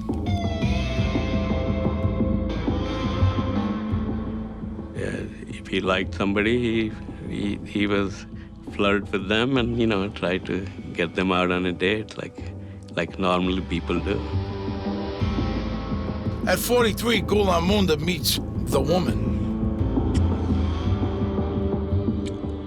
Donna's spouse is straight-laced and young. Just 3 years out of high school. Kim Jordan and Debbie Engelbau are her best friends. We all basically came from middle-class families, Christian families, went to church on Sunday, obeyed our parents, never really got in any trouble in school. Donna comes from a very close-knit family. Many people around here, you go to college, you go somewhere else and work. She came back here, wanted to be in this community. The older doctor and the pretty young ex-cheerleader hit it off. But he is twice her age. When she first started dating Ghulam, I remember conversations with her on the phone, and she was very hesitant because she was concerned about the age difference. But Dr. Moonda knew how to take care of people. For the next 12 years, he put his young enamorada through nursing school, and then he funded a master's degree. Donna became a nurse anesthetist, top of the line. All the while, Ghulam and Donna got closer and closer.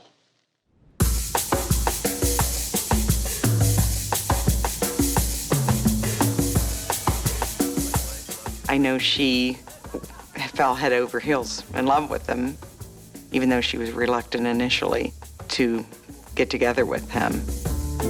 Ghulam's friends think Donna is great. Her wit and beauty sure sparkle up the dinners with his Indian doctor pals, Sachdeva and Chata.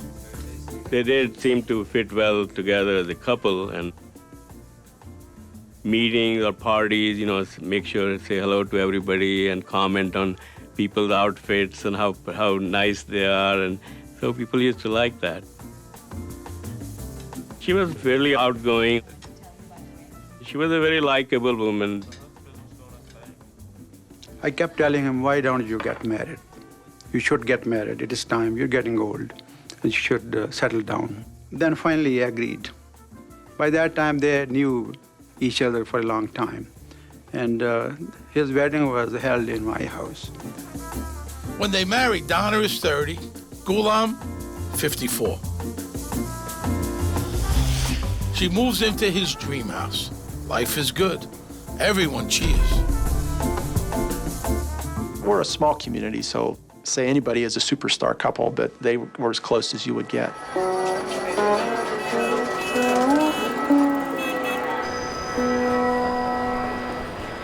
Like a lot of people who make it to the top, Ghulam Moonda started at the bottom. He was born poor in India. He used to say that there were times when there was not even enough food, in the house, and he used to get by with one meal a day so that his sister could eat. But Ghulam managed to become a doctor. And when he was 34, he came to America for advanced training in urology, a very demanding medical discipline. He settles in Hermitage, Pennsylvania, a peaceful, family-oriented small town. Years ago, immigrants flooded into this area to work the steel mills.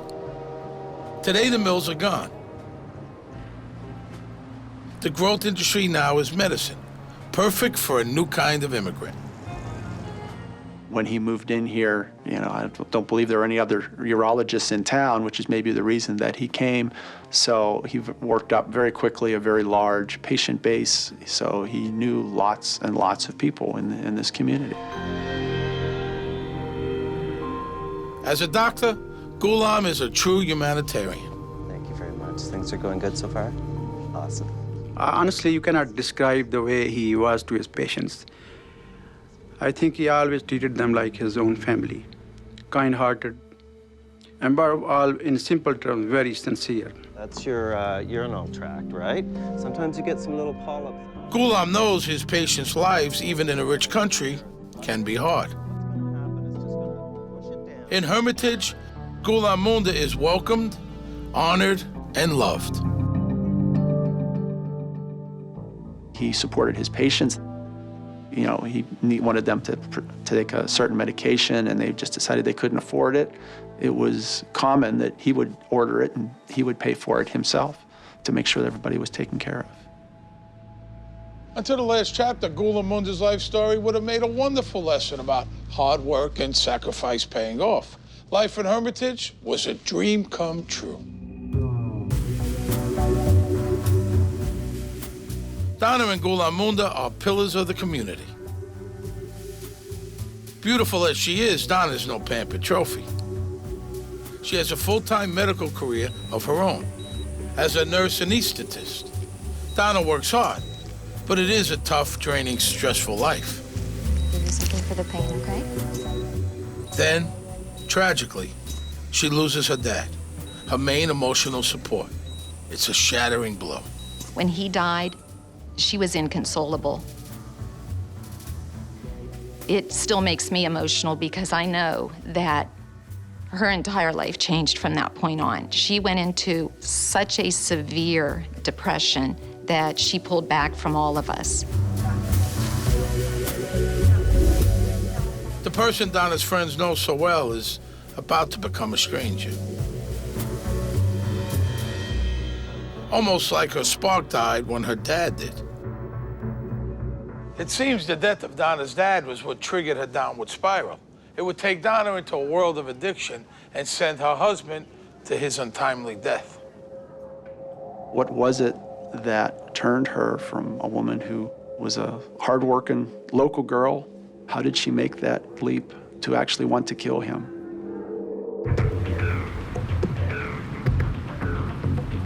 Donna Moonda thinks he's off on a wonderful family adventure. He isn't. His wife, Donna, has a terrible surprise waiting for him. She's taking her unwitting husband to his death at the hands of her hitman lover. Very strange behavior for someone who has made a career of saving lives. With her stressful job and the father she was so close to no longer there, Donna is emotionally adrift. She's in a sea of pain and she's sinking fast. She needs somebody to rescue her, but the man who had nurtured her for all these years seems remote, oblivious, absent.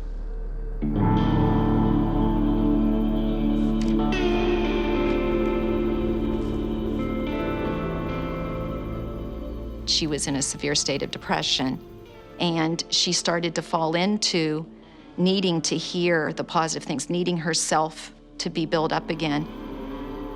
In the household of Hermitage, Pennsylvania star couple, the bloom is off the rose. Donna has hit 40. Ghulam's in his 60s. She needs energy and excitement to get her out of her rut, but he just doesn't seem up for it. Her relationship with Ghulam had turned a little bit cold. Their intimate life was not what it had been because of some physical problems Ghulam had.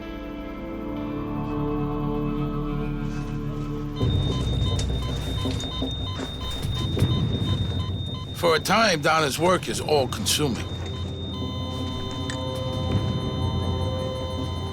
She can forget her emotional problems, at least for a while. Clear! Then everything going on in her life overwhelms her. Claire! Stay with us, honey, you can do it. Claire!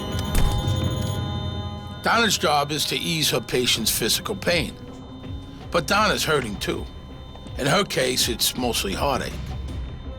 The drugs that ease physical pain can treat that too. On top of all the obvious hazards nurses face, there's one that's kind of a secret. It's, how do I put this? You're working with a lot of people who are suffering. They lean on you. It doesn't matter what's going on in your life. They need you to forget yourself and focus on their pain. Because a few drops of what you got in your pocket will make the pain go away. And when you're in the middle of it, tired, your back and your heart hurting, these little vials tempt you. You say, okay, fair is fair. I'll share your pain. If you share your painkiller, fair is fair.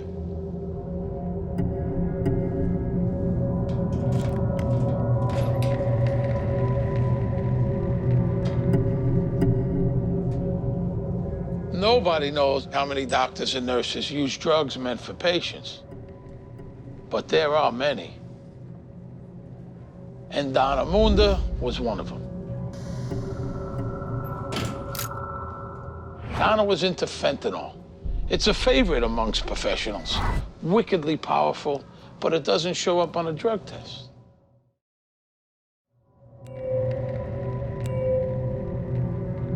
Fentanyl's more addictive than morphine and 100 times more potent. A few drops are all you need. Give you something for the pain, okay? A little misdirection, and you're good to go. Nobody can tell if the patient gets every drop. It'll all be better soon, dear. Or if you save a few for a rainy day. And Donna's been facing stormy weather for a while now.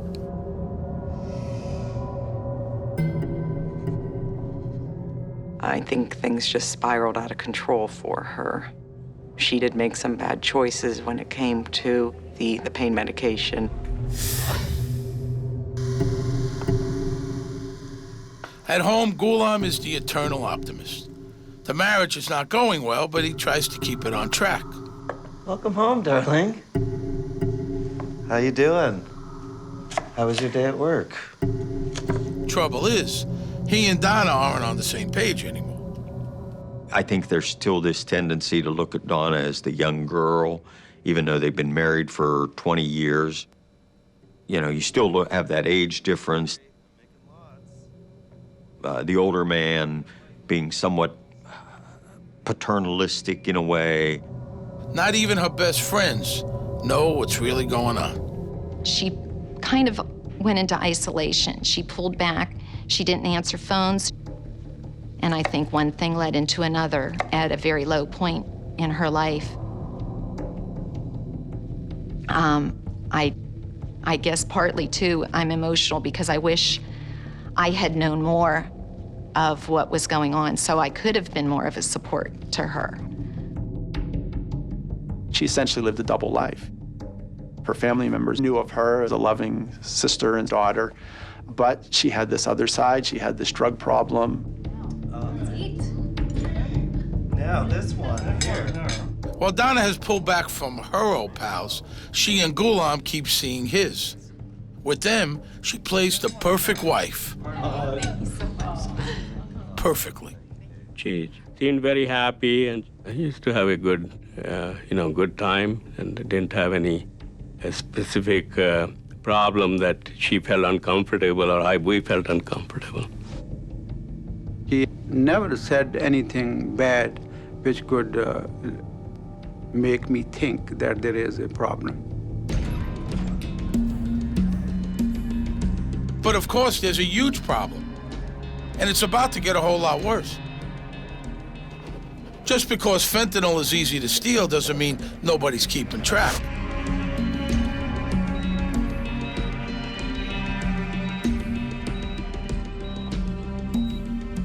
Donna gets caught. It's a first offense, so Donna just gets probation and rehab. And she gets fired. But that's on the QT. Her drug charges weren't really well publicized because she never pleaded or guilty or went to trial or anything like that. Ghulam and Donna do an amazing job of keeping her troubles secret. She kept things very much to herself. Her husband kept things very much to himself. I mean, he was a private person. I guess that's what he figured out, that it's a private matter between me and my wife. Always being a very private person, I think on one hand, she would not be comfortable with calling us and saying, hey, I have this problem. You know, I need help or I'm seeking help.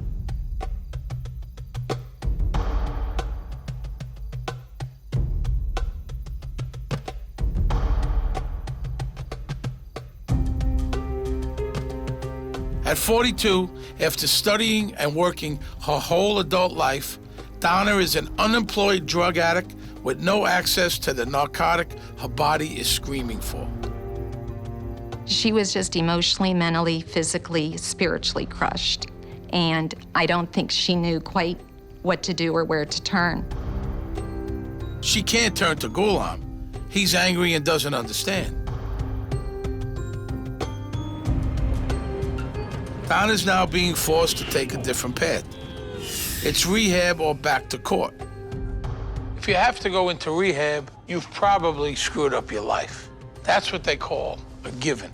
You've messed up at work, your family and friends are fed up. Part of the recovery deal is taking responsibility. Detoxing is hell, but it's nothing compared to the emotional stuff. So instead of changing themselves, a lot of people just look for a new escape. Donna finds one, a new friend. His name is Damian Bradford. Together, there'll be extremely bad news for Dr. Donna Moonda. Donna Moonda has been through the worst her world can dish out, and she's come out smiling. She feels like she's got a new reason to live, but that reason is the joy she feels in the arms of a young drug dealer. Damian Bradford, Donna's new boy toy.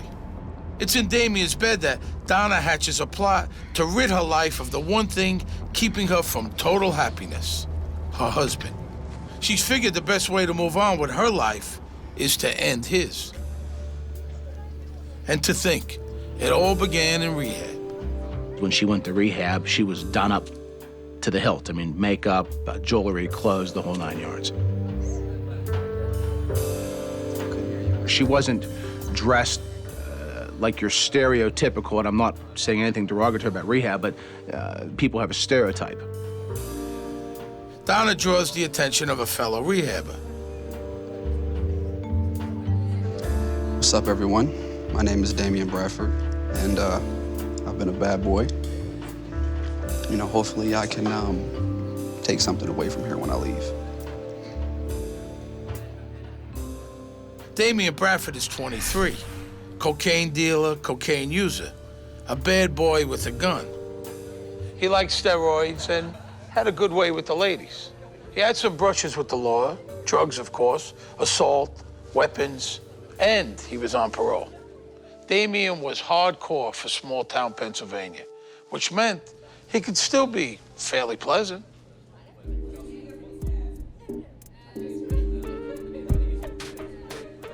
He was very well groomed, muscular, very polite, very respectful. He was a smooth talker. He was a very nice guy. He sure looks fine to Donna. She hasn't had this kind of male attention in a while. Damian, being an attractive, muscular male, caught her attention, and I think her appearance caught his attention. I'm sure Damian wasn't thinking, hey, this could be some type of long-term thing. I'm sure Damian was thinking, hey, she's attractive, she dresses well, maybe something could happen short-term here.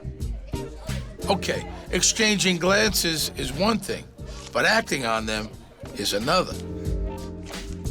Anybody who knows anybody who's been in rehab know that rehab romances, while frowned upon, they flourish. If you're a recovering addict, you're vulnerable. Being off drugs leaves a big, empty hole. You gotta fill it with something. Your addiction says, all right, I can't have drugs. Give me something I could work with, something pleasurable.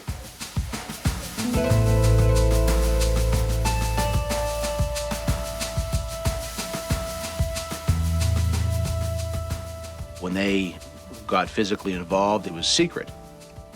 And you had that type of chemistry, that type of excitement.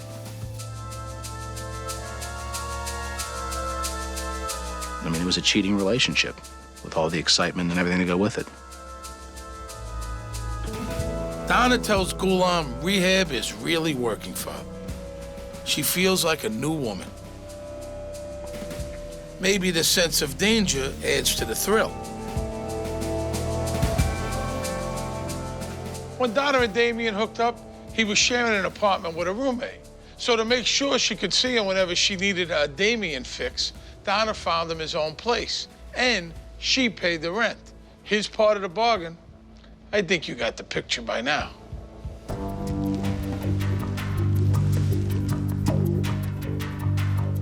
She took care of Damian. She would give him clothes, money. He was, for all intents and purposes, what they call a kept man. You have a woman that's paying all the bills. A woman that seems to have a healthy appetite, who in their right mind would walk away from that? I mean, really. It sounds to me like a middle-aged person who meets a young person, a new beginning.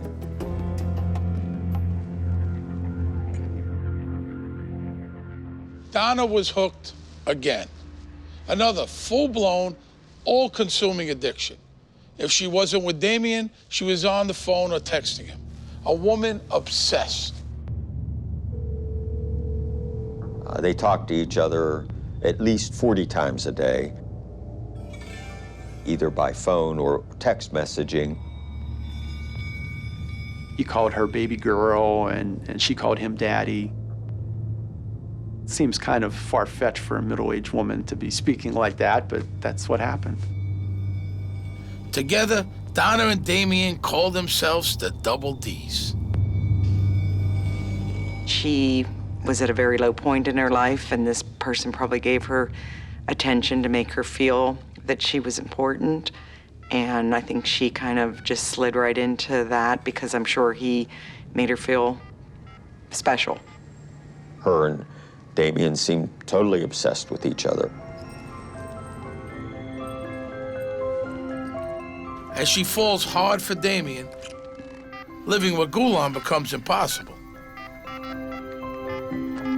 Their relationship was starting to crack. She's starting to call her relationship with Ghulam an intolerable situation. She refers to Ghulam as the prison guard watching her. Ghulam has all the money. Ghulam has the power. I made you a nurse! She tells Damien that Ghulam is cruel. She indicated that he was abusive to Donna Moonda. He was controlling, both physically and mentally abusive. Basically a portrait you would paint to someone for the purpose of making that someone dislike your spouse. Damien started getting feelings for her, real, genuine feelings for her. But Damien's having relationship issues of his own. Remember how pre-Donna, Damien was sharing an apartment? Her name is Charlene. She isn't happy about the Double Ds, so she drops a bomb. Hi, may I speak with Dr. Moonda, please? Turns out Damien's ex-roommate considers herself his fiancée. Charlene McFrazier, who was Damien's girlfriend, called Dr. Moonda and told him about the affair. But I have some very interesting information about your wife. Because she doesn't want to lose Damien to this wealthy, older woman. Yeah, it's been happening for months now. The cat was out of the bag, and it came out scratching. Donna's marriage hit the rocks hard. And it turned out that old Ghulam, generous as he was also prudent. He took some precautions against a change in the marital weather. Way back when, he got Donna to sign a prenup. If they split, she'd get $250,000, no more. But now Ghulam was worth about 25 times that much. $6 million and change, to be exact.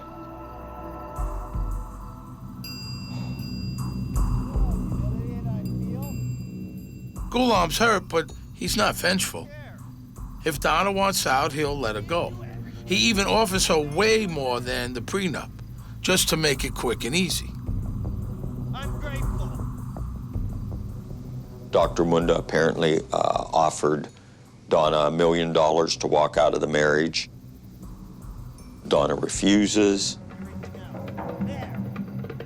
She wants out all right, but she wants a golden parachute too.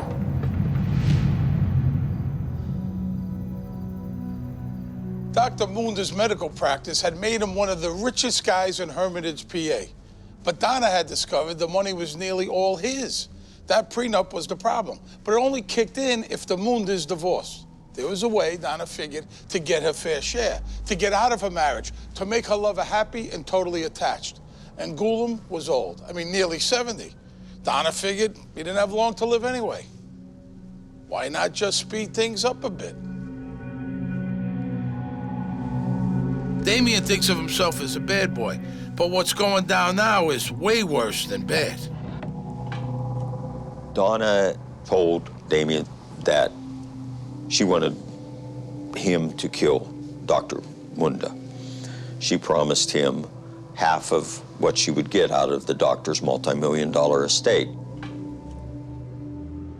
Damien Bradford had a female throwing money at him, giving Damien a lifestyle he had never experienced before. And she convinced him that she would be receiving millions after the inheritance came in. He's in that lovey, I want to please you stage. It's a bad combination.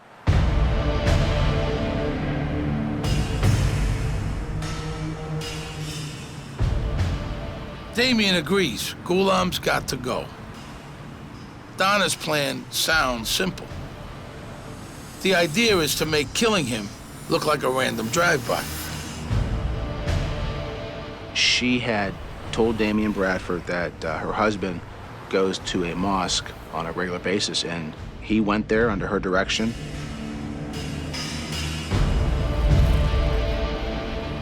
Donna gave him a map, gave him the route. He had his 9mm handgun.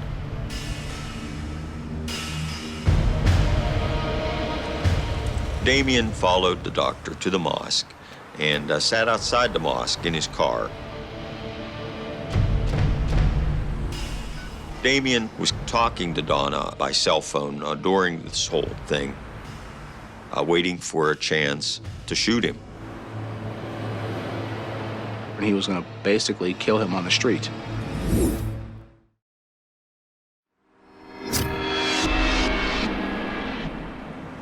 Damien Bradford is sitting outside Donna Moonda's mosque, waiting for a chance to shoot him. He spends the time talking to Coach Donna, who offers encouragement and friendly advice. But Damien doesn't get a chance to pull the trigger.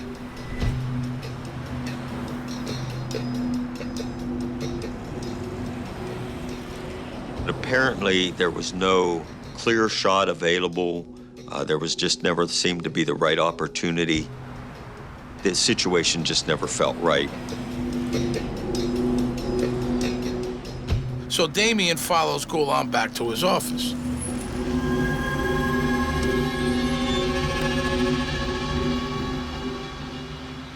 He never tried to assassinate the doctor at that point. Damien believed it was not a good place or time.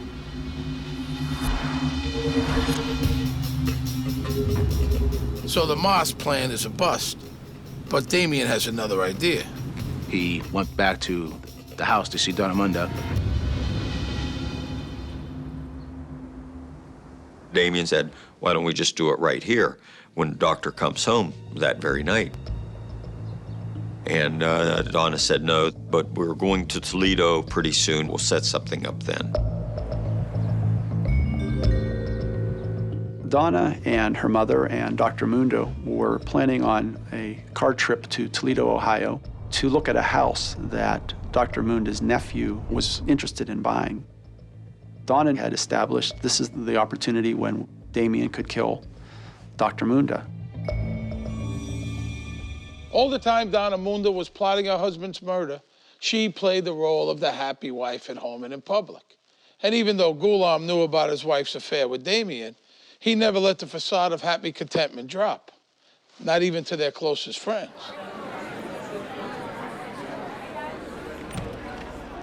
We went to dinner, some crab house.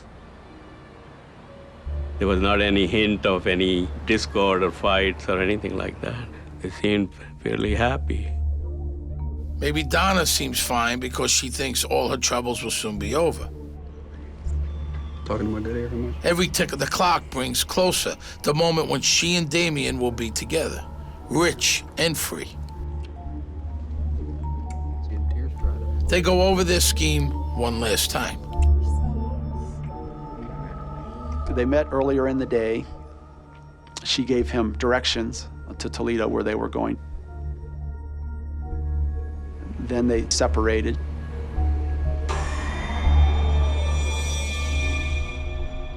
Donna and Damien now have a plan they're convinced will work. An ambush disguised to look like a robbery. It's all set up. The plan's got some flaws, which is why we know about it. But baby girl and daddy, they think they got a winner.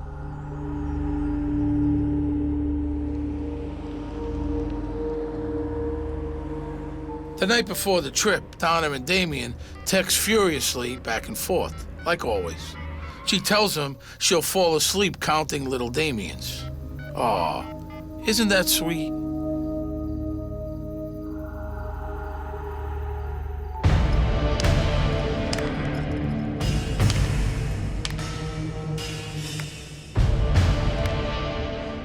May 2005.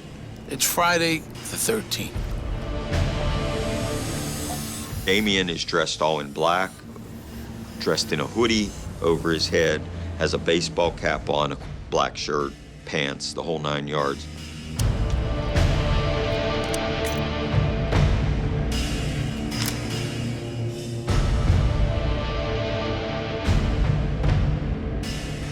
Damien sits in wait at a general store near the Moonda house. She sent some text messages that seemed innocuous enough, but were signals that they were leaving.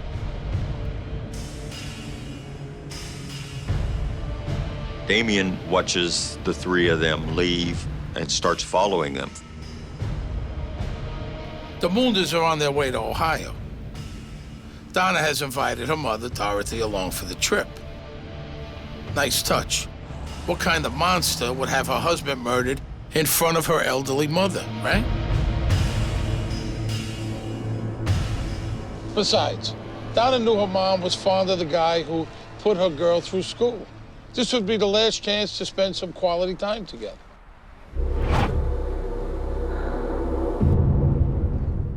Donna and Damien haven't planned out a location for the hit.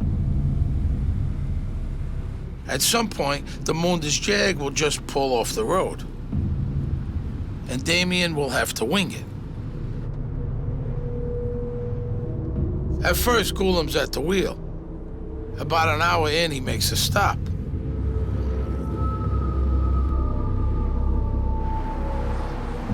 A crowded service plaza is no place for a hit.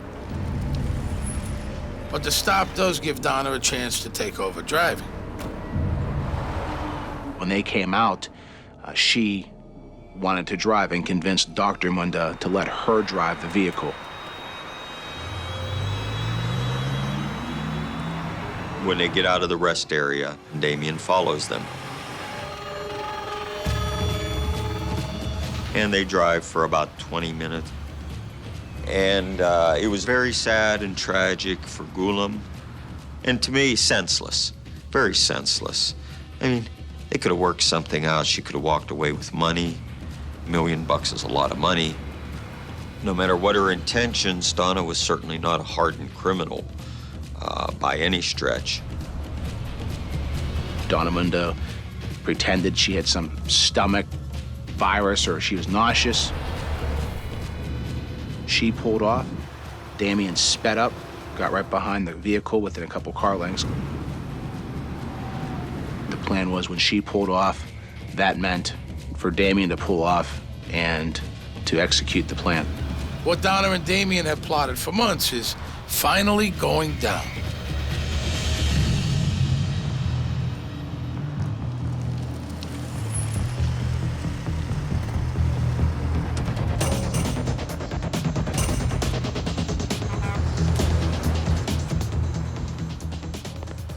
Dr. Moonda was on his way out of the vehicle.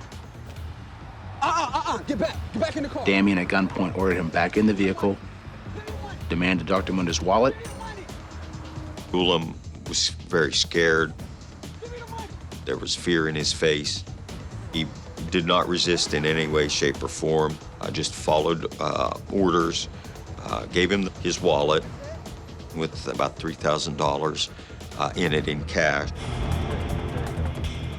Goulam Moonda always carries a big wad of cash. He's told his pals it's his survival plan. Anyone who mugs him will go away happy. The mugger will be happy, but Ghulam will be dead. Mrs.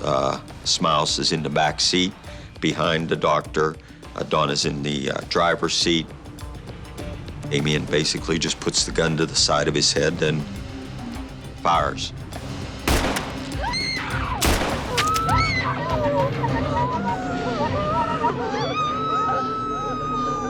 Oh, God.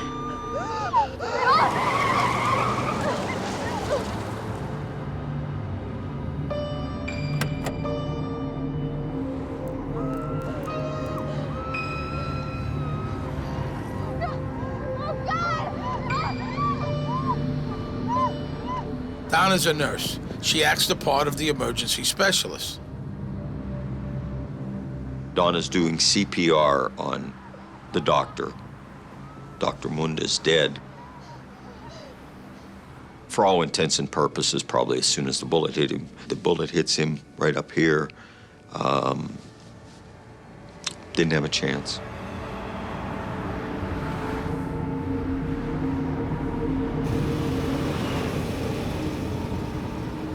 Damien Bradford is long gone. He tosses the gun and hightails it back to Pennsylvania. She was setting up her husband for nothing but money, having her own mother witness the crime. It was just horrible, horrible. When the cops get there, Donna tells them what she saw. It's a pile of bull, designed to mislead them. The guy, she says, was short. He had a mean voice, and he was driving a minivan. I don't know, I reached into my purse and I gave him... Donna tells the state police that she can't see the gunman's face because he has a ski mask kind of thing over his face. Donna's story was she couldn't even tell what race the killer was. Thing is, Donna's mother, Dorothy, could. She told the cops the shooter was an African-American. It's not the only place Dorothy and Donna's story diverged. Something that sure to set an investigator's antenna quivering. We pulled us over, and we pulled over because Ghulam wanted to drive, and then this man... Dorothy tells police Donna decided to pull off the road. Donna says it was her husband's idea. Sure, it's a detail. That's where the devil is, right? In the details. I got out of the car, and I ran around, and I started to give him CPR. That was just one of the things that didn't add up. The biggest was that people just don't get robbed and murdered on the sides of turnpikes. Not since Interstate 80 was a stagecoach route anyway. Maybe the Double Ds had been watching the wrong kind of shoot-'em-ups. There were other weird things. Why did the highwaymen just shoot one of them? It just wasn't adding up. A few days later, Donna makes a public plea for help. Please, if anybody knows anything, please help us. That's all I'm asking. My husband was such a good man. He was a kind, loving person. He was a wonderful husband. He did not deserve this. Actually, the cops are pretty sure Donna is involved. But they need more than a bad feeling to hang a murder rap on a grieving widow.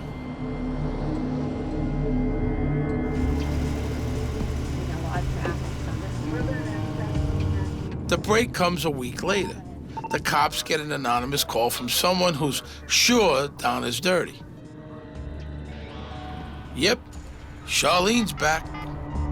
Hi, I have some information. Charlene calls the state police, tells them about Donna. I'd rather not give that out. She doesn't tell her police who she is, but, you know, they figure that out pretty quick. I have information about a murder that happened on the highway. Tells them where Damien lives, the whole 9 yards. Charlene got the ball rolling. Actually, Charlene wants to sink Donna. But investigators link Donna to Damien, and he's the one who gets snagged. The cops hit Damien's apartment. It's big news. Investigators obtained the search warrant because they say Bradford is a person of interest in the shooting death of Dr. Donna Moonda.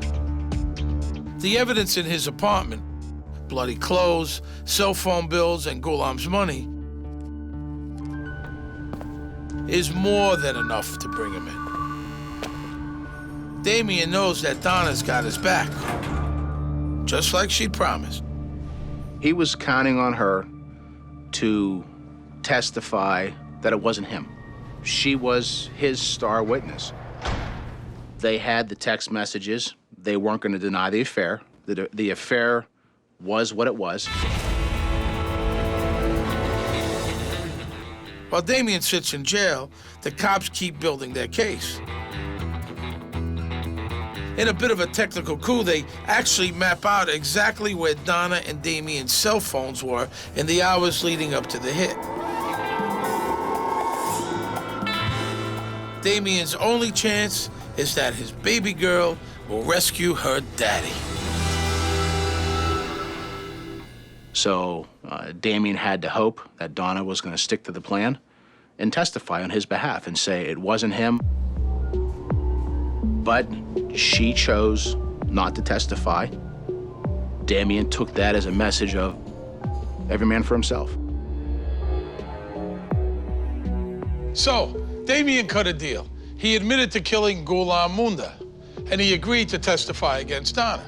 When she went to trial, Damien was the prosecution's star witness, and as you can imagine, the media went ballistic. There was a lot of interest in this case from the get-go because it had everything. I mean, it had sex, drugs, and rock and roll. There was a lot of questions of, what's going on here. And it was very, very far leap to go from, all right, so they're not getting along very well, to her actually wanting him dead. People are still grappling with that question. I don't know that there's an answer to it. To our eyes, at least from my personal perspective, if anybody asked me at that time, I would say they're crazy to even mention it or even think of it, that she was anyway involved in that.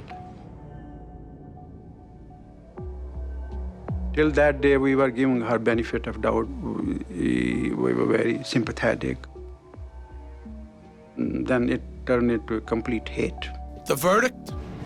Donna Moonda is guilty. Donna got life without parole. Thanks to his plea deal, Damien Bradford got 17 and a half years. If she's still interested, Charlene could have him back in 2022.